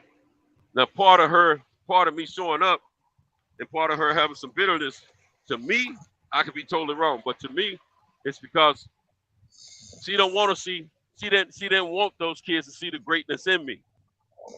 Because she wants those kids to hold her at the top of the podium. Yep. As their greatest person. She didn't want them to see the greatness in me. Queen B. You know what I'm saying? Queen B. So when I show up and I show out. Not that I'm trying to, but I'm just trying to let these kids know, hey, you've been missing out. You know what I'm saying? It's not your fault. You know what I'm saying? But this is who I am. And I'm not treating them like I had never seen them. I'm treating them like I see them all the time. I'm laughing, talking, cutting up with them. I'm putting a little change in their pocket from time to time. I'm taking them to eat here and there and whatever else I can do. You know what I'm saying? Because they're mine. You know what I'm saying? They're part of me as much as they're a part of them. Supposedly, if my son is truly my son, you dig what I'm saying? So let it happen. Then, you know, they're starting to see some things in me that they've been wondering while their dad, you know, his silliness, where he gets his silliness from. He gets his silliness from me. You know what I'm saying? Apparently. And so, you know, they enjoy the times when they're around me. But there's so much more enjoyment that they could have and experience. And now she's been more accepting to it and all that. But at the same time, those kids have been robbed. They've been robbed. Stole that from them. You can never get it back. Yeah. You know, so, and you know, the beginning stage of me and her having our talks when I first, you know, started popping in, you know, because I just popped up in May out the blue because I was at the 1-year-old grandbaby's birthday party. And I said, man, what are the other 2 kids at? And they didn't show up because I'm like, they never give me information on them. So I didn't see them. So that particular day, you know, I'm sitting at the 1-year-old's birthday party. I'm like, man, bump that. I'm going to see the grandkid. I know they're in town. I'm going to see them because that's her mama's house at the end of the day. You know, that was my attitude. So I told my son to call his mother till I was getting ready to stop through. And he did. So anyway, long story short, I've been popping in ever since, you know what I'm saying? And you know, her and I started to get on, but she had a lot of apprehension in the beginning. I'm gonna keep it 100 with you because she was telling me she needed me to start showing up and put some time in. I said, no problem. I said, I've been wanting to do that for years. You know what I'm saying? This is in May. Well, I have my son to give her my phone number. I don't hear from her. So after about 2 or 3 weeks, I popped in again, unannounced. Just popped in. Didn't tell my son nobody. Because at this point, I don't know if my son passed my phone number to her. So I went in, saw my little baby, my little 1-year-old grandbaby, and played with her. And I asked his mom, I said, did he give you my message? Give you the number? Yeah, he gave it to me. She was acting all funky. And then later on, she tells me, she had been talking to her brother and all that. And she said the reason she was acting the way she was acting because she said, shoot, when I realized when he popped up, I realized that I thought I was past all of my anger for him, but when he started showing up, I realized I still had anger in my heart for him. And I'm like, just silly stuff, about the past. Then she get in telling me that when I split up with her the last time, she was pregnant, and I didn't notice it. She said, you just thought I was just getting fat. Well, let me tell you something. Yes, I did just think you getting fat because you weren't supposed to be able to have any kids at that point. And looking at how fat you are now, I'm not sure if you still wasn't fat. Just what I'm saying.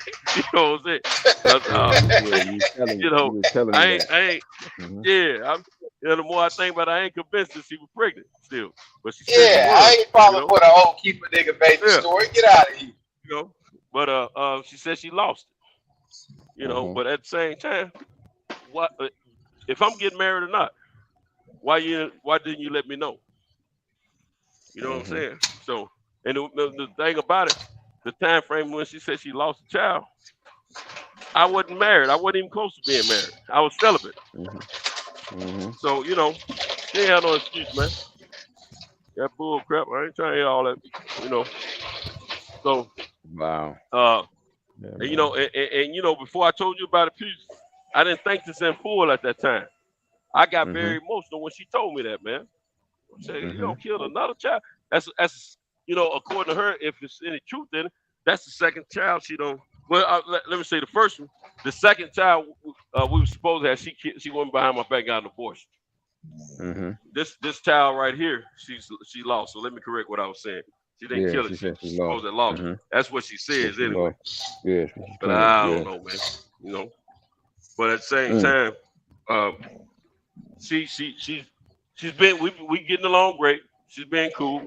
I was with my grandbaby yesterday, everything cordial, but she's on top of that. Now I can't get no personal time with the grandkids, just me and the grandkids. I got to always be up under her with it. What kind of stuff that? She got to be involved. Yeah, like a supervisor, like she a supervisor or something. Exactly. I'm talking about taking the kids here and there. You think I'm going to let you take my baby down the highway without me? You must be crazy. All this over like I'm some strange nigga or something. Okay, all right. I'll play that role. As long as I get my time in with it. Look here, it ain't gonna get you no closer to these this sausage than you were before. You know what I'm saying? and she talking all kind of stuff. She on the sausage hunt, bro. She on the sausage hunt. Exactly. And she making it clear. But she ain't getting no closer. I'm strictly on a mission, and it's about them grandkids. So every time a female call me in her presence, I answer my phone. Oh, I gotta get there. Or if I'm on the phone with her and one call, hey, let me call you back. I don't tell you, I don't play second field. I said, girl, go ahead on with that. I gotta call you back. Click, forget that bull crap. You ain't playing with it. Girl. Yeah, I am not giving you no wood. Period. What I've kind of learned over the years, Centos, and I'm married, but I've learned over the years just by watching my brother, cousin, stuff like that. Right. Most of the time in our community, I'm sorry to say, but the women feel like they own us. Yeah. Even when you leave, even when you go with somebody else, they feel like they own you. They almost have like a master mentality, bro. Man, I just told Peaches. I think I told Peaches the other day. She took me to get one of my trucks out of the shop, from the shop that's been sitting there for the last year plus. She gonna try to tell me, she was telling me about a story about my son asking her if he had been circumcised when he was a teenager. he asked that question while he was on the phone with some friends of his. He was on a three-way call, him, one of his homies, and a couple of little gals, right? And so the girls, I don't know, some kind of way they got on the subject about being circumcised. Son didn't know much about that. I never had that discussion with him. And so she said he come ask her about it. And she told, yeah, you've been circumcised, this, that, and the third. And so he went in there and told his little friend, yeah, I've been circumcised, blah, blah, blah. Then she comes here. I said, you should have told him just call me. And I could have explained all that kind of stuff to him. You know what I'm saying? Mm-hmm. Well, yeah, I know you've been circumcised. Yeah, your circumcision was kind of slanted. It ain't perfectly circle like. You know, I said, girl, what are you talking about? I remember what that thing looked like. I remember what that thing looked like. I said, you don't know what you're talking about. I said, my stuff ain't slanted or nothing. You know what I'm saying? I don't know what you. I said, you got the wrong penis in mind. I said, you got the wrong thing. You know what I'm saying? Yeah. You got the craziest damn stories. I mean, man, I can't even fathom some of this stuff that be happening to me, man. Because, man, I mean, we just ride. I'm on the passenger side. Then she said, no, it's like, I said, how you gonna tell me about my own joint? I said, you think about the other case you've been hollering at? I said, it ain't me. Yes, it is. I remember what that thing looked like. I remember yours more than anybody else. I said, yeah, but yours been over 21 years. You know what I'm saying? About 22 and a half years since you seen this joint. I remember what I started. But pull it out. Pull it out. That's cute. Next time we go over here, she gonna try to be the OBGYN for it. Look, I'm around them weekly now because my grandbaby, my youngest grandbaby, she's 15 months right now, and the great grandmother, you know, she's in her 70s, man, and she do what she can, but that little girl's a lot of energy, you know, so I try to relieve her, you know what I'm saying? But like I was over there yesterday.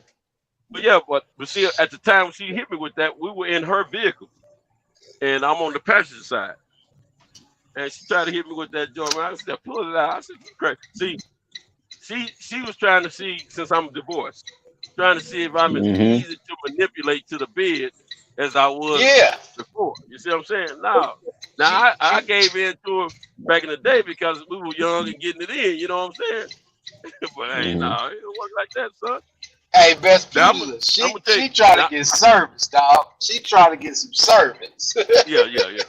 Oh, no question. If she could pull it off, she would. I'm sure she. Yeah. I'm sure she would if she could. I'm just not a willing participant. But that thing is, with that ship done long sailed, little did she know. Absolutely, man. Hey, Pew. Sally Walker calls. Well, let me back it up, and then I'll tell you why she called it. Probably a month after we started hanging out, me, her, and the kids, right? You know, we had a Zaxby's. I think I've told you this story before. We had a Zaxby's. Now, all the females that I communicate on the phone, I'm telling them, you know, I'm going to spend time with my grandkids, this, that, and the third. You know, they know I'm excited, all that. First they come, oh, she must be trying to get back in. I said, no, it ain't even like that. It ain't even like that. You know, I'm being naive, you know, and I was hoping that wasn't the case. Man, I'm sitting there at Zaxby's, man, and me, her, and the kids, and she gonna ask me, she said, so when you say your divorce is gonna be finalized? I said, oh, it'll be finalized in July, you know. Oh, good. I'm just trying to get an idea because, shoot, I'm trying to figure out when I can give you some of this coochie. I said, do what? I said, on that note, I gotta get something to drink, you know. And I told the kids, I said, I don't know what y'all grandmother talking about. I don't have a clue what she's talking about. You know what I'm saying? Wow. I was like, man. And so, I think I remember telling you that. Was the kids right there, or was they gone? Right there, bro. Right there. Yeah. You did tell me that. Yeah, you told me about that. So, you did that. I couldn't even tell Sally Walker that part, but I did let Sally Walker know that. Yeah, she's flirting and trying to get back in, but it ain't gonna happen. You know, but I couldn't tell her what she said though, because Sally. Because she would have went off, right? She'll run to the finish line with that. You know, look here. Sally, she said, oh, she trying to get. She nicknamed her Grandma Coochie. That's what she nicknamed. because just the first thing she said a few weeks before that, she said in front of the kids, she was telling the grandson, look, don't be scared to be around him. Don't be acting like that. He's cool. He's a good man. If he wasn't good, there's no way I would have gave him my coochie. That was the first thing she said. And I'm like, this girl. I said, I don't know what she's talking about. I like, look, I be trying to act like we never had sex, even though they know I'm lying. Out of respect, I don't want to talk to kids. Talk in front of kids like that. But man, she being real cool right now, man. And as long as she's being kind and cool, I'm gonna be the same. You know what I'm saying? I'm gonna reciprocate the energy. I'm gonna spend time with my grandkids as much as I possibly can. That's how it is, Hey, check this out, man. The little one year old, she was so happy to see me yesterday. She ran to me. And with open arms, ready to jump in my arms, Now my son mother was at work when that happened. So she come home, I let her know about it. She said, you lying? I said, no, I'm not asking your mama. She said, for real? And her mama told her, yeah. She said, I've been knowing, she grabbed, she said, why you don't do that to me? I've been knowing you way longer than him. I said, yeah, but I'm charming. And plus, I'm a guy. You're a female. You know what I'm saying? So, the girl, she don't get to see me as often as she see them, but she been seeing me every week. You know what I'm saying? And she don't got so used to me, man. That's my baby boy. She was all over me yesterday. But when she get mad at me, and she get mad at anybody, she try to fight. That little girl trip, man. But yeah, the mothers gotta learn how to stop babyfying these kids, man. I mean, especially these boys. You know what I'm saying? As long as they keep trying to babyfy these boys, man, we're not gonna have men. Yep, that's what happens, bro. Yeah, I see it all the time, bro. That's why you gotta. But that's why, as a man, you gotta represent as that shit. Gotta like, do it it strong, man. You gotta represent as a man. Like, you gotta be like that. Like, you gotta. Your presence gotta be that. If your presence ain't that, then they're gonna do certain things. But you get established that early on. 28-year-old, 25, 28, or 30-something-year-old man gonna do when he runs into a crisis? He's gonna say, "Oh, mama," if you don't make your presence known, So we don't need no situation like that. And I ain't making slight of what George Floyd did. I mean, that was a situation he was in his dying moment. So that's a whole different situation to me. But at the same time, when a young man is in a crisis situation, to me, the first person he should be thinking about seeking information from is his dad. Because yes, sir. He should be thinking to himself, what would my dad do in a situation like this? Or what would my dad what did my dad train me to do? Right. Exactly. That should be the number one thing. That should be the number one thing. What was I taught by my dad to do? Because you're okay. I just gave y'all a movie reference. Y'all remember in Boys in the Hood, the only thing that kept Trey from getting out the car was his thoughts of his dad. He had to think back to what his dad taught him. Mm-hmm. When Trey got out that car, and then Trey crazy, right. He had already took the gun from him, but Trey took off. And after Trey took off, he had to realize, hold on, I ain't supposed to be here. When he came back home, what did dad do? Yep. Just look him up and down, because his dad could tell if he had did something he wasn't supposed to do. He figured he didn't, because guess what? He came back home. Yep. That's why he figured his son hadn't done the wrong thing. That's why he's gonna run into my arms after he don't disrespect me and did the wrong thing. Knowing I'm gonna be on it. You know what I'm saying? So yeah, hey man, that was so many life lessons in that story right there, man. Real talk. A lot of life lessons in that story there. That movie. As far as father and son concerned. Know what I mean? Yeah, it was very good. If a young man wanted to learn how to be a good father to his son, that's a good movie to look at. Yeah, it was very good. That movie showed a lot.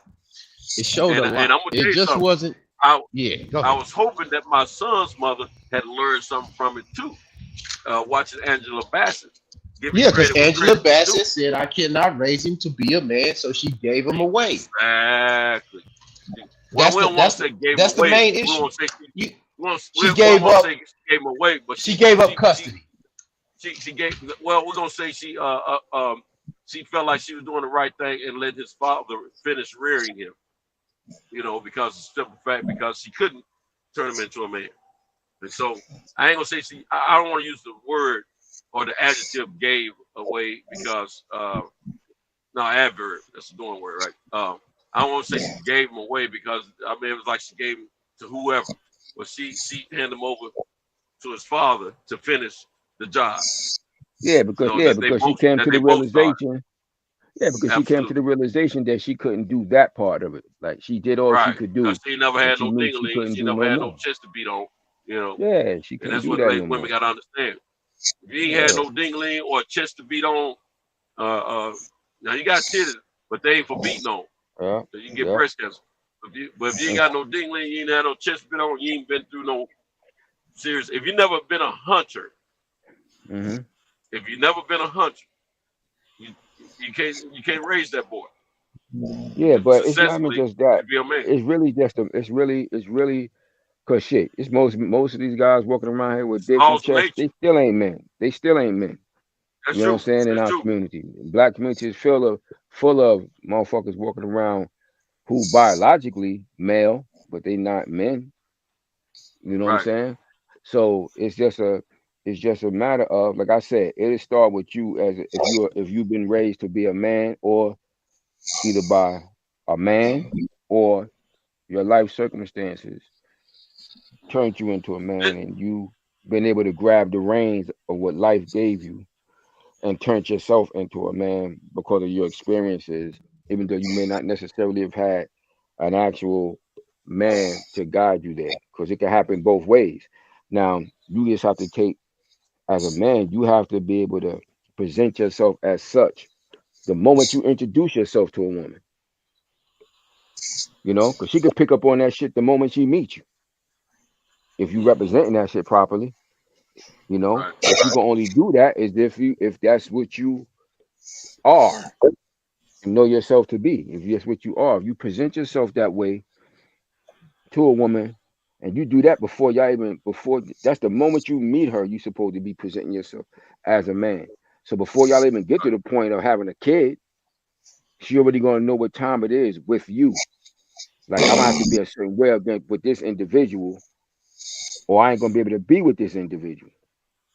You understand? And you gotta establish that the moment you meet her, that you're a man. And you handle yourself as such. Now, if you don't, and then you have a kid with her after that shit, but you haven't represented yourself as a man from the moment you met her, then she gonna feel, because that's on you as a man. Why she gonna feel that she gonna oppose her will on what's going on with that relationship with you and y'all child. She gonna instill in her son the way she knows what's right, what did limited with you. information she has. Yeah, she whatever level of respect she have for you, that's probably what she's gonna how she gonna instill in her son as far as what she think a man should be. And see this thing. Let me say this real quick, and I'm gonna get out the way. Go ahead. Go ahead. I want to speak to the women out there, and primarily the Black women, in your relationships, in your households, your marriage, or in your, you know, whatever it may be. If you have a male child with your significant other, present or past, if you know that man to be a strong individual, or just a straight up man, if he's in your eyes a man, whatever level that may be, if he's a man, you know, one that takes, I ain't just saying physically, but I'm saying if he's able to take care of home, able to teach some good qualities to your son, don't hinder him from being a part of your son's life if you guys don't stay together. If you're together, respect him, and so your son can see how his dad, more of a man than his dad is. If you're not together, still respect him. At the same time, don't teach your son against him. Don't keep him from your son's life, and don't keep your son from his life. Let them bond, and let them have their time together as they're supposed to. Because your son is better with both parents being in his life than it is with only one parent in his life, male or female.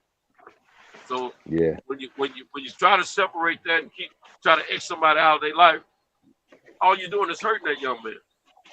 My son's mother realized she hurt my son. She realized it now. Mm-hmm.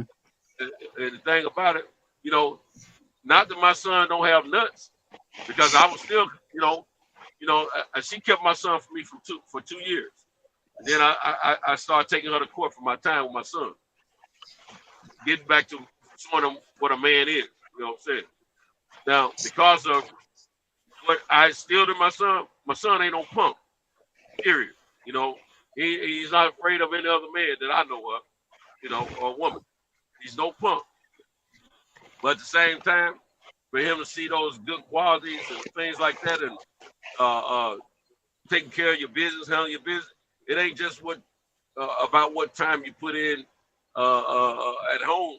It's also about handling your responsibilities, being initiating some things in life, and not waiting on somebody else to do them for you. Mm-hmm. So that's the big part of what he's missed, because even though she kept for 2 years, when I fought to get some time with him, she was still teaching him against me. So it wasn't cool. So she realized she screwed up. So she's trying to fix that problem with the grandson now. But the same, and it's fixable. He's only 13. It's fixable. But at the same time, ladies, don't do that, because it's totally wrong. Whatever your personal feelings is with that man that you helped produce that child with, let it be between you, the two of you. But when it comes down to the child, think of the child's well-being first. What would that male or female child be like without that man? And don't. Is it going to be better or worse? If he's an abusive person for you and the kids, that's different. But if he's a straight up person, he loves those kids, regardless of what you and him had in common or not in common. If he loved those kids as much as you do, don't take those kids out of his life, because you're going to do more harm than help. I promise you. I'm living through it myself. You know what I'm saying? So do the right thing for the sake of the child, in lieu of your emotional state that you have for that person. Do it for the child. That's what it means. That's where it's most important. You only get one chance to raise a child. A child only gets one childhood, basically. So, whatever impression you put on that child through those adolescent years is going to have a lot to do with that, what kind of individual they are as an adult. I always remember that. So don't ex-nay the father if he's a straight up person. As long as he's not abusive physically or mentally to you and all the children or whatever. If he's not that type of guy, if he's about them kids, about their well-being, he's about doing the right thing by them, but he can't stand you and you can't stand him, still don't ex-nay him out of their life. This girl that's really close to me in my life, she's been divorced from this man for years. They had 3 boys together. He don't carry his weight, period. But she's never ex-nayed him from their lives. And he has a relationship with the boys, but the boys have learned that he's not the most responsible individual in their life, but they respect him. And as much as she disagreed with him, she never talks down to her boys about him. She don't take him out of their life. And even if he don't come through like he's supposed to, helping out with financial issues, she still don't do it. All of them are on the same. They have a relationship where they got a plan with the cell phones where they all communicate together. I mean, it's a beautiful thing, man. She did it the right way. Boys are all in college now.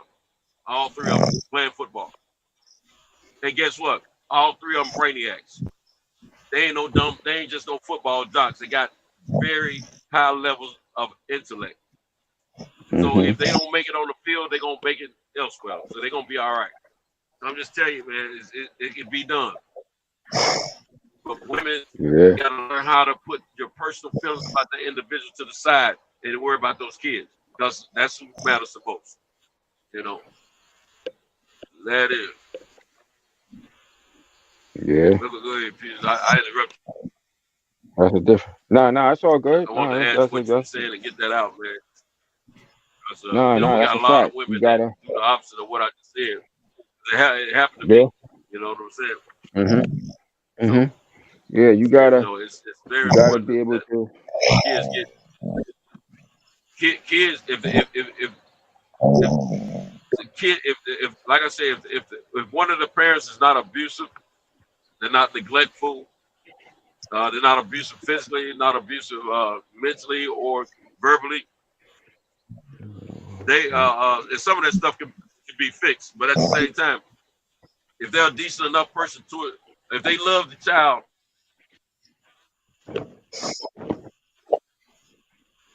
Yeah, that's a fact. whether it's male or female parent, don't Yeah. women don't remove the men from those kids' lives.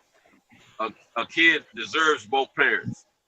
No matter if they coming home to both parents or if they just got both parents in their life, one few days a week or whatever, however it works. But they need that. They need that. Yeah, especially if another thing women need to the stop person want to doing be involved. is You know, absolutely. And don't especially if the women man want to stop be making involved. the sole decision. Stop making the sole decision for the child without that father. Because you didn't put the child alone. Involve that father in the decision making of those kids. Just like I was just saying about that young lady who never ex-dated her ex-husband out of those kids' lives. He don't always help out financially like he's supposed to.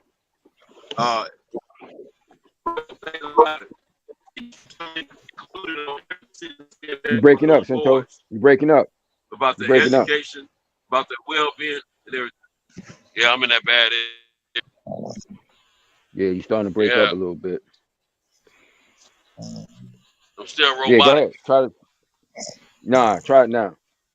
Yeah. I'll just try to talk now. How about now? Yeah, go ahead. You sound all right. Yeah, now. I'm just saying, she makes sure she include that ex-husband in every aspect of decision making for those boys. She don't try to work against them, none of that. I mean, it's a beautiful thing. You have to see it because she's doing it the right way, in my opinion. And the boys are strong boys. They want to. I'm just telling you, it works. It works. But anyway, we got too much of that. Yeah, especially if the guy if the man is trying to be involved in the kid's life, and he's not a detriment. If he's not a detriment, you can rock with that. Now, if you're a detriment, I don't agree you should be with him just because. If you're a detriment to a child's life, I don't agree you should be there just because you're their biological father. I don't agree with that shit. Absolutely. If you're a detriment. Now, if you trying to be in their life and you're not a detriment to them, yeah, you should be there. Yeah. And the mother should allow you to be there. But if you a complete fuck up and you're a detriment, nope. Because he gonna pick. Because if you allow your kids, if the mother to be around a man like that, they gonna pick up a lot of that fucked up shit from that man. And they gonna become a real detriment in the society and in their own lives. But if the dude is not that type of individual, and he wants to be there, then he should be allowed to be there. He should be allowed to be there and be a part of the child's life without having to go through, a whole bunch of different nonsense to be involved in their lives, And I'm gonna add to that too. It's the responsibility of both parents to make sure those kids are taken care of financially, as well as nurturing and any other way that a child's supposed to be raised. Absolutely. But let me tell you something, women. When you try to keep that father, that outside parent, father, mother, but I'm gonna speak from a father's point of view. When a father's an outside parent to that child, and he's treated at like the lowest of the totem pole in that child's life, it's harder for you to get help from that guy in that respect, because you're not giving them any respect whatsoever, and you're not allowing them time with the child like he should have. And if you not having enough respect for him to help to discuss what goes on with the child in his life and the decision making of his life, you make the father feel some type of way, and then it's harder to get financial support from a guy in that respect. But if you're including him in everything, and he still don't try to help financially, that's on him. That is on him, and the kids will understand that as time progresses. Trust me. But at the same time, if you allow him to be a part of the child's life on a daily basis, and decision making and everything goes down the line, down the center of the line, everybody's included. Mother, father, help make the decisions of the child, and discuss some things with the child as well. And you treat him, you give him all the fathership that he's supposed to have. He's not going to have as much of a problem, splitting his wallet with the child, and you to make sure that child is okay. So, in a lot of cases, a real man, real father, if he's loving that child enough, like he's supposed to, and he's been allowed to be in that child's life, if he's a real deal person, and about holding down his responsibility, guess what? Women, you may not have to come out of pocket for a whole lot of stuff. But too many of you want to say, I'm the mom and the dad. I'm going to do this, do that. And you ain't got to worry about it, Dad. I make this decision. When you do that, you're cutting yourself out of some financial help in a lot of cases. And man, that's just next thing you know, you got to. That's just them exercising a form of control. Yeah, exactly. And then next thing you know, you got to go down here and listen to your wife will tell you and the father how you got to take care of your child. Because you ready now? Now, can I jump in there real quick? Yeah. What I'm seeing, guys, is for some reason, I'm just saying, this ain't happened to me, but I watched my brother do it. My brother paying child support, and the kid is living with him. He didn't have a problem. What? Listen, hold on. Paying child support. His daughter living with him. She goes to college in Arizona right now. My niece is a sophomore playing college basketball, right? Now, she's living with him. He's paying the child support. The mother is still holding a grudge because he didn't want to be with her no more. Very similar to what Centos was saying. The grudges that they hold. So at the end of the day, she want to come to the games and have arguments with the new fiance and fight and all this type of deal. But he's taking care of everything he's supposed to take care of and some, because he's paying it, right? And the daughter's using his address because he's in a better zip code, in a better school district, right? And instead of giving him quote unquote credit for what he's done, they try to minimize the shit. So that's why I have a certain stance against certain things that's done quote unquote in our community that supposedly that people think that these women don't do. Because a lot of shit that they do, the brothers don't even tell nobody that they doing it. They just eat it for years. Brothers just eat it and don't say nothing. And they keep the woman's image pristine. But the woman running around the whole streets telling everybody, he this, he that, he this, he that. That's what I see, bro. I'm just telling you from what I've seen. No, yeah, that's kind of foul. And I've continued to see it over and over. That's not just my brother. I seen my father-in-law go through it. I've seen some other people go through it. And the men eat the secrets. They don't say nothing. They don't tell the kids nothing. They don't tell nobody nothing. No, don't want to make them look bad. No. Yeah, that's foul. It ain't necessary. Should come out eventually, you know what I'm saying, about some aspect of their life. That's just like my son. Let me tell you something. You know, everybody pretty much know the story. I had to go away for 5 years, right? But the last month and a half, or maybe the last 2 months, something like that, I had my son with me most of the time. My son stayed with me. You know, I'm trying to get those last little moments in with my son before I go off to the clink. But at the same time,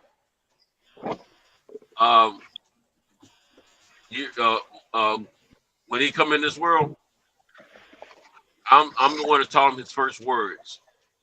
I taught him his first words. I taught him to walk. I took him off the bottle. I'm the one that introduced him to the pot and potty training. Did all that before I went to prison. Okay. To this day, my son's mother wanna try to discount what I've done. You know, when he was talking. You say, hey, I don't remember that. I said, yeah, because you have selective memory. You know, I don't forget those things. I don't lay around in jail cells and prison beds and all that, thinking about all this stuff for years. You know, the memories I had of my time with my kids. You know what I'm saying? So those things still stay with me to this day. I don't forget that stuff. You know what I'm saying? And so, you know, you know, every new child that spends enough time around me when they come into this world, I do my darndest to teach them to walk earlier rather than later. Now, I'm not saying I've had 100% success with all of them, but I'm just saying their first words, I'm always singing and talking to those kids, just like my granddaughter I do with her now. Now, I can't say that I've taught her her first words because I'm just really getting in her life like I want to as she turned a year old. But she tries to talk, and I tell everybody she's talking all the time. We just don't understand what she's saying, but she knows what she's saying. You know, I be wondering if she cussing sometimes too. You know, but the thing about it is she can repeat words sometimes. You know, so I know every time I tell her to stand up and walk a certain way, she do it. You know what I'm saying? The rest of them don't have that kind of success with her because of the fact they don't realize that they can communicate with her. I learned years ago, you know, kids just because they had the age where they should be expressing those and pronouncing those words, they can't always do that. That doesn't mean they don't understand what you're saying. So, you know, it's I just try to tell my sons, but you know, the things that I taught him before I went to prison, things I taught him after I got home from prison, before you and I broke it off and went our separate ways. You know, I taught my son a lot. If you know I'm a nurturer like that, why would you ever want to break that relationship off between me and that boy? Knowing I'm gonna try to do the right thing by him first and foremost. Because she was being selfish, like they all be. Being selfish, exactly. Being selfish. She wants to be numero uno in his life.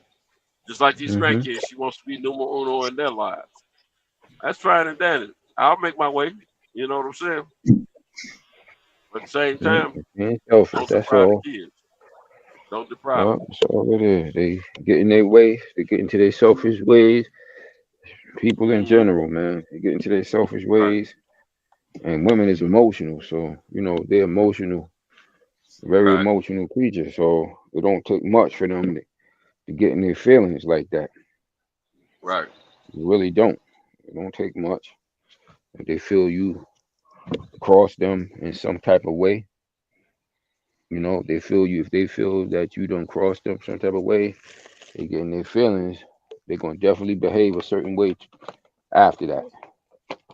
You're gonna have to contend with that from that point on. You know, and when you get to the point where children involved, either your own kids or even down to the grandkids, that's how long that stuff could last. From your child to the grandchildren. You know, holding on to things, their little grudges and stuff like that, you know. But they feel that you violated them in some type of way. They'll definitely do that. So you gotta just deal with them a certain type of way and establish yourself early on, you know. A lot of it is just like I said, it's how you handle this stuff from the start. How you come Right. in as a man from the start, going to dictate how they deal with you from that point on. Absolutely. You That's know. 100% true. Because you know what? Yep. I came in strong. I came in as a strong individual, but I went away Yep. for 5 years.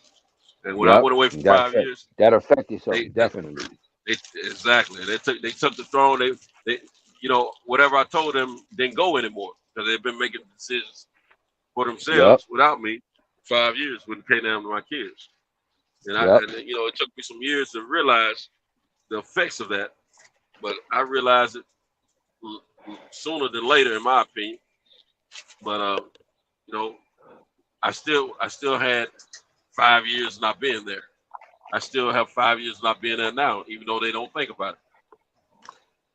Now that may be But what those 5 years KP said affected my earlier. relationship with freedom.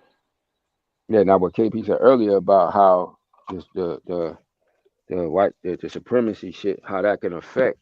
Now that's a form of that in that sense, because you The gotta indirect way of affecting. Yeah, that's that's right. an indirect, because of the economical thing, the economics. Right. Like what we talk about, like we was talking about yesterday, this society being set up the way it is, it's going to force you to have to do certain things, to try to survive in a system that's slanted against a particular group, because as we've discussed on numerous occasions, with the America being a capitalistic society, it's about the haves and the have-nots. Basically, that's a simple way of saying it. So, and in a society that's not geared towards a specific group, you're gonna do what you gotta do to survive in that thing, in this society. You're gonna do what you gotta do.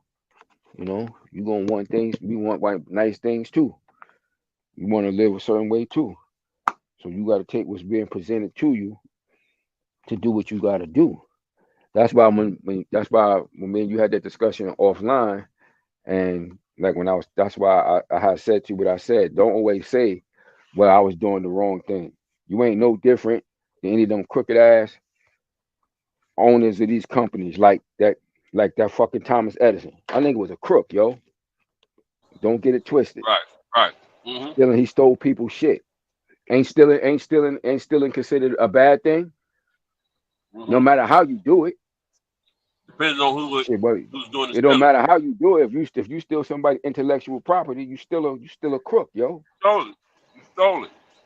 But like I said, so like I said, it's not necessarily the society might try to project, but that shit is bullshit. Right. Exactly. Because the biggest crooks in the world is some of the most successful people in this society. People that's really considered, they're most successful people in American society. You can't do the way this society, the way American capitalistic society is set up, yo. You can't. There's no way the way they get down in this society, you're going to become so-called successful without doing something in a crooked way, the way that they've done it. Any of these people we talked about. That's when I brung up a person like J.P. Morgan. So that motherfucker started to help start the Great Depression. And they did that shit on purpose. For their benefit. You understand what I'm saying? That's not some shit that happened by mistake. These was entrepreneurs, what they say is entrepreneur, pure capitalist, in the purest sense of the word. Private businessmen, investors, private. That's what capitalism is. KP. Owned by people, privately owned businesses, industry, trade, owned by private entrepreneurs. And they looking to just make a buck. They looking to get paid. Oh yeah, he fell off. Yeah. He said he in the chat. He said I'm in the chat. So they looking to get paid. So they're gonna do whatever they gotta do. And they don't care who they gotta do it to. to get their bread and do what they do. So that's why I said when you were saying that, I was like, nah, don't seem like you did it crook wrong. Nah, you just got. They just don't want you doing that shit. You making money. If they not making no part of that shit, they don't want you to get none.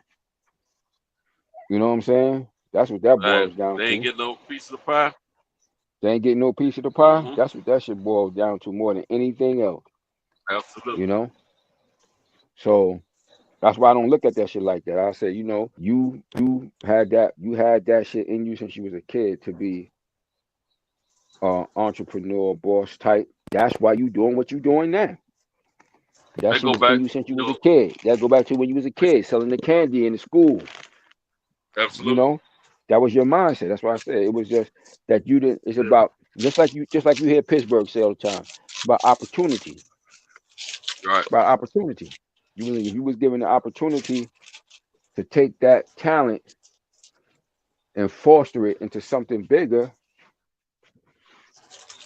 nine times out of 10 you would have succeeded at that. How you know that? Because what you're doing right now. You know what? Because you know what it boiled down to? Mm-hmm. I always knew I had certain elements that you know made me who I am, and I never gave up. No matter how many strikes I had against me in life, never gave up, man. And I'm still not giving up. I'm not where I want to be yet, but at the same time, I'm not giving up. By any means necessary, I'm trying to make it. And I'm going to make it. I don't even, me working for somebody else, I don't even fathom the idea of it anymore. I don't.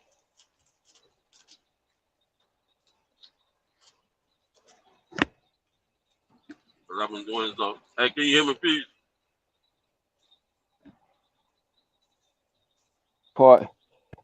It's a very part of your very nature. Yeah, I hear you. It's a very part of your very nature who you are. You know what I'm saying? Some people got it.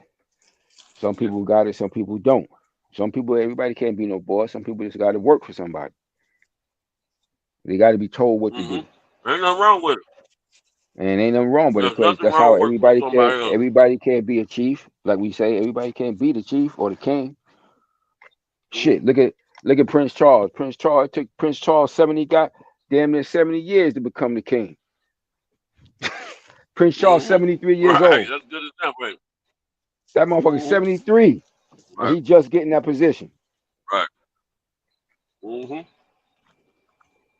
For 7 decades, that man was a prince. But let me say this, man. Nothing wrong with holding a job down, working for somebody else if you're okay with it. As long as you're okay with that, that's fine. Some people they was created to do that. Some people that's what they're supposed to be. Yeah. You may make some people let me give y'all this story real quick. One of my closest buddies, his little brother, man. He was a good little kid when I remember when he was a little kid, man. He was a good little kid, right? Then he got a little older, he started running them streets, man, heavy. Going in and out of jail a lot, you know. I don't know how many times he's been in and out of jail. But then his last time he got out of jail, now he got kids and everything. His last time he get out of jail, he gets a job. He likes that job. That job likes him. He stayed on that job for a few years. They gave him raise here, raise there. Then all of a sudden, about a year ago, now he's been on that job probably about 8 or more years now. But all of a sudden, about a year ago, another company was trying to recruit him to come to work for them, offering him $45 an hour. He go to his boss and let him know what was up, being straight up and whatnot. Plus, he liked everybody around him. And the boss told him, don't make that decision yet. He said, give me about a day. I'm going to have something for you. Came back to work that following Monday. Pulled him in the office. New position. 6 figures. came with it. Mm-hmm. Yep. From the prison to the suites. You know what I'm saying? You're doing 6 figures. Now, when you're making good money like that, you know, you're able to make 60, 70, 80,000, 6 figures or more on somebody's job and taking care of, you know, home for it. If it's enough for you, cool. Because guess what? When you get those paychecks, that's your money. When you're self-employed, all the cost is on you. You know, for me to make 70,000, 100,000 my part, I need to make 200 or more thousand. A good portion is gonna be ate up in expenses. Yep. You know, so what I'm saying, it's all right to work for somebody if you're making good money, but I want to point that young man's story out because even going to prison, you can still make it. I don't. When guys come home from prison,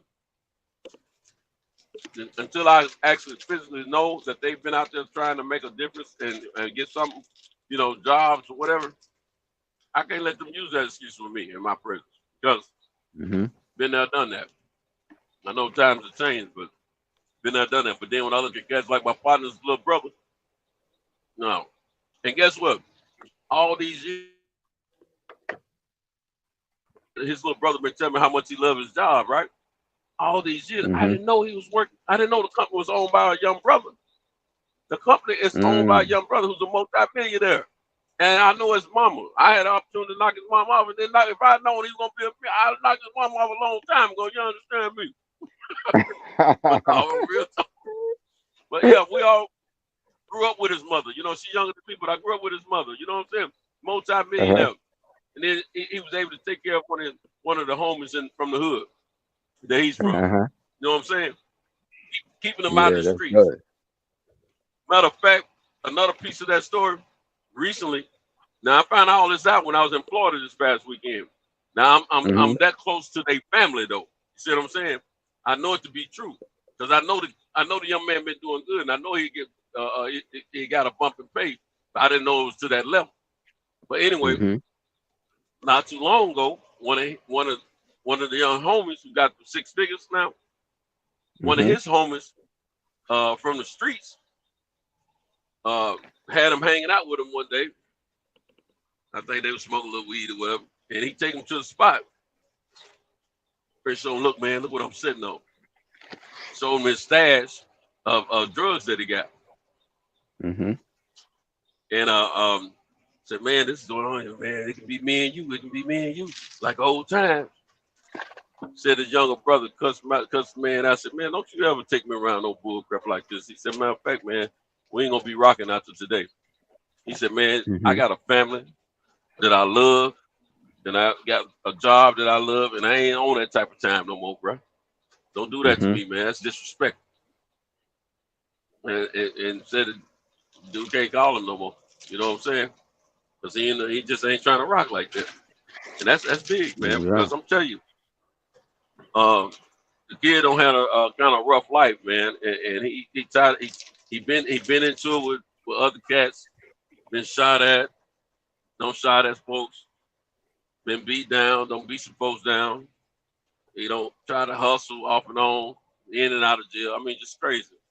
And he just ain't on that life anymore. It's a good thing, man. Now my partner is his younger brother. You know the partner I told you I was down there in Florida with when they talk crazy to the gal, right?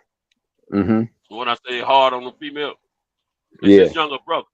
Now years ago, right after we were out of high school, the brother who's my partner, he went off to the military. Well, I got closer to his younger brother and younger sister while he was gone. You know what I'm saying?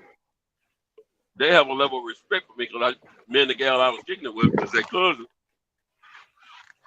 we used to get them on the weekends and take them out to the crib with us. You know what I'm saying? So they always thought the world of me. You know what I'm saying? And to this day, they have a level of respect for me, you know, that's different from the rest of the crew of friends that they brothers cool with. So, man, when I see this young man doing better in life than what he used to do, I applaud him, man. I'm very proud of him. You know what I'm saying? That's He's great, doing man. well, man.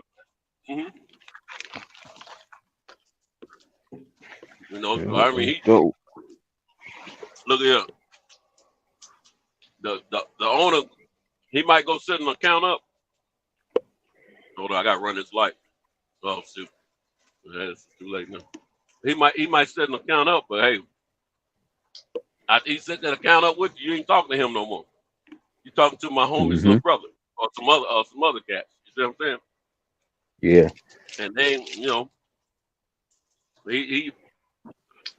the dude doing it the way it's supposed to be done. He got several people working for him now though.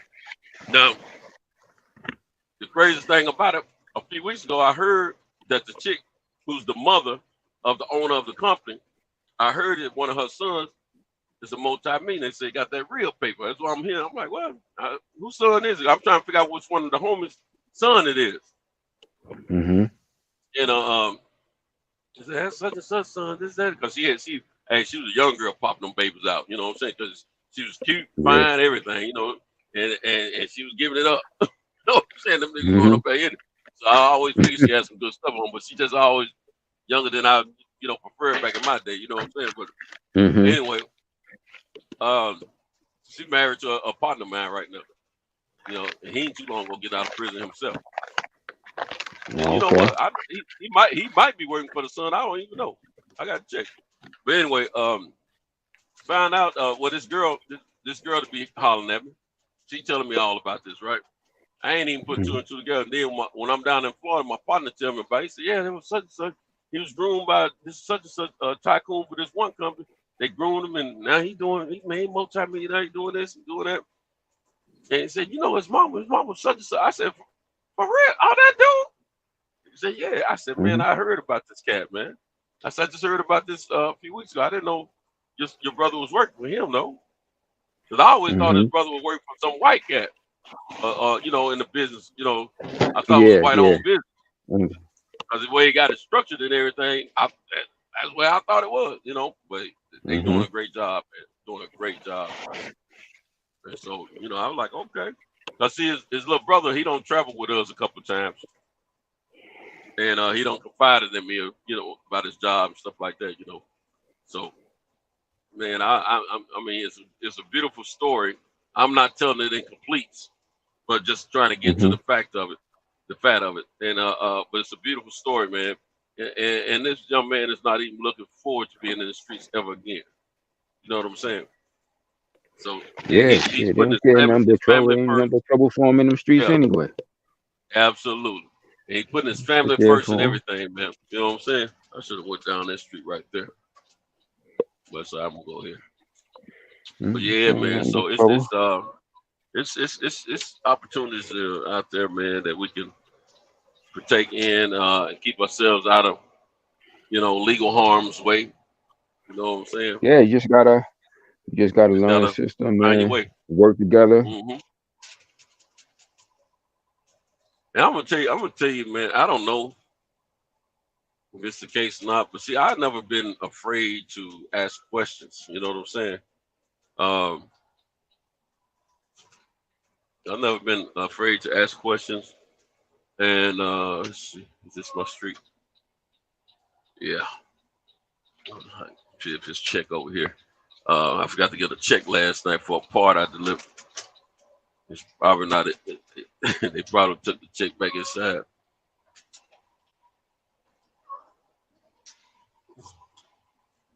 But yeah, man, you just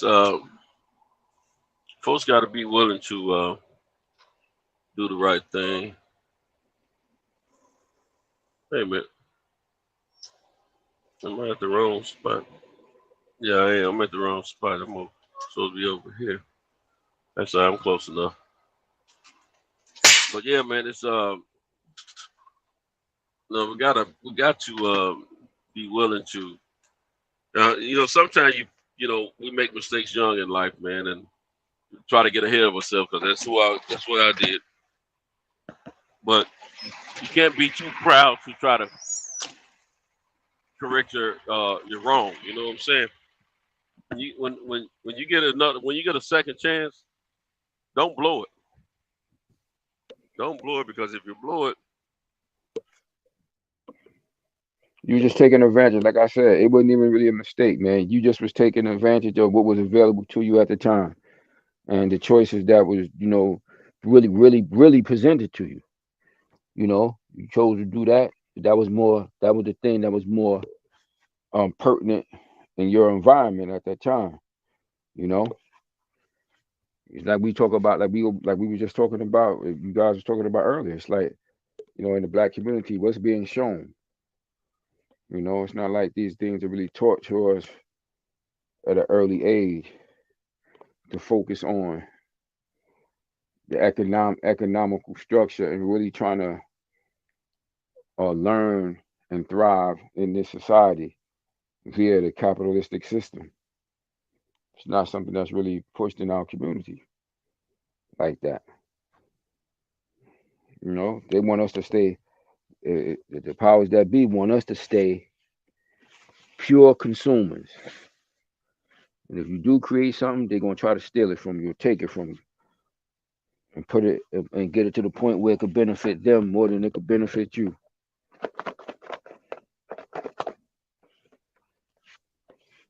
And that's just how it's going to work.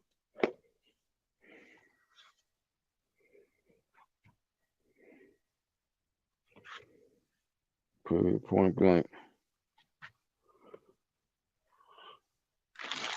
Hello?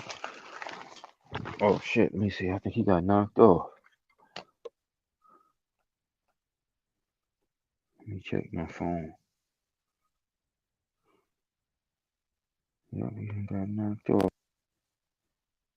Let me see if he coming back.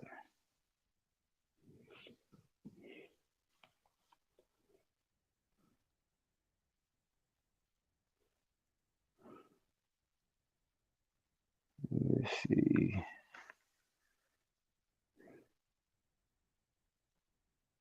If he coming back.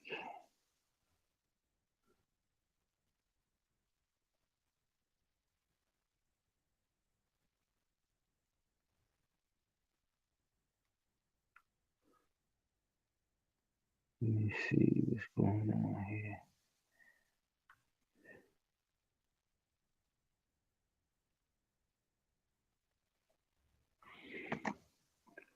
Yeah, I'm gonna give Centaur a little minute or so to try to get back on. So I got a couple more, a little bit while I can stay on before I gotta get off.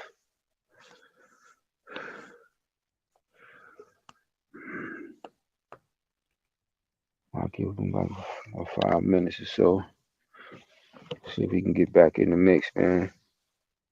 But yeah, that's pretty much it, man. When it come down to it, it's figuring all this shit out, man. Hopefully we'll be able to get it together and be able to thrive better in this society.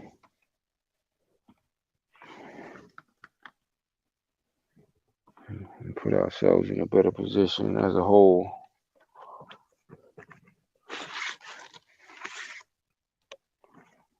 Damn.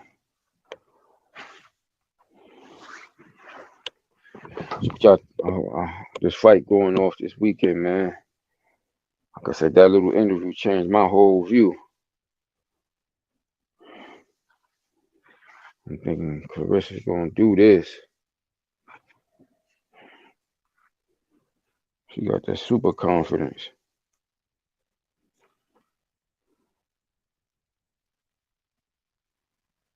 It's gonna take her skill level to a whole nother level.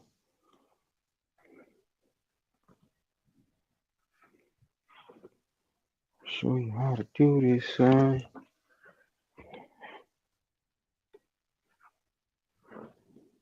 Let's see.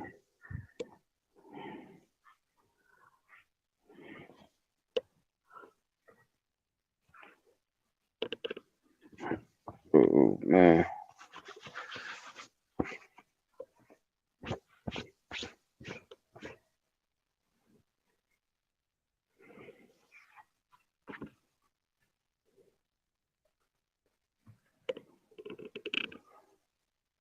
Good, Central. Let me know you coming back on.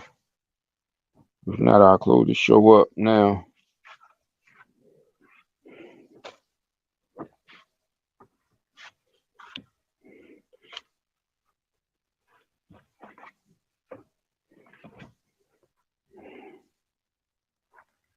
Let me see the chat. Let me pull the chat up.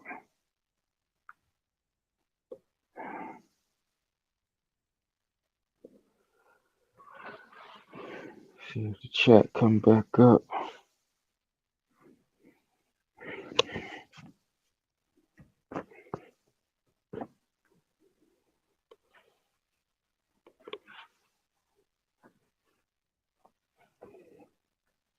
Shit, I gotta go get that boy a card.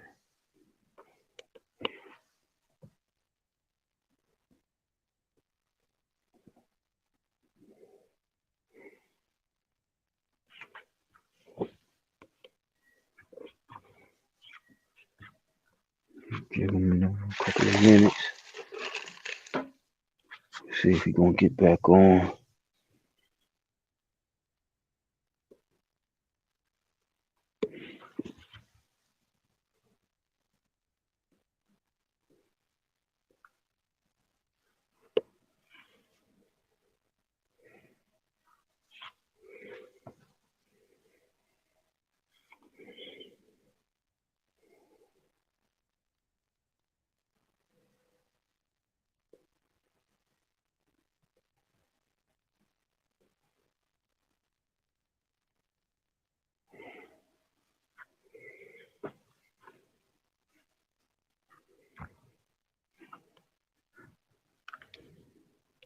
Let me check this chat.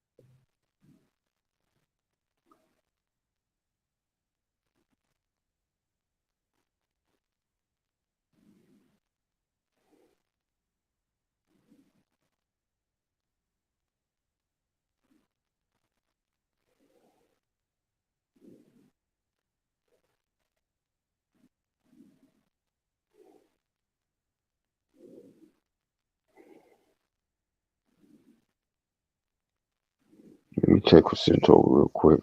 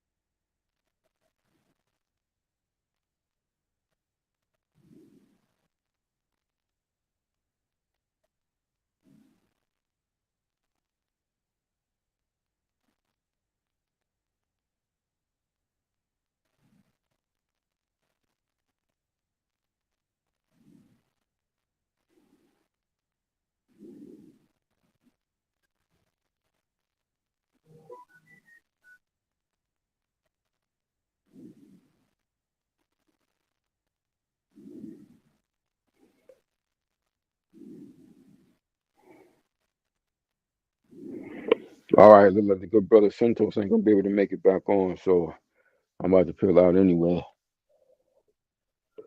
All right, man. So I'm gonna give a shout out to everybody who came in the chat. You know, before I got on, my man, good brother Taylor Bell was in here. He's the regular. Brother Cole 10, DJ, he was on here. Box Talk 101. It's Alon's, I'm so amazing. I have candy in my van. What's that? Lil Ricky, SLP, All Things Are Poppin' TV, Game Over, Big Dog Willie, KP. So that's, shout out to everybody that came on the show this morning. I hope everybody stay safe out there. Stay progressive. Keep pumping in a positive way. And we'll look to do this later tonight, early tomorrow. You know the routine. Same bad time, same bad channel. All right, y'all stay safe. I'm out.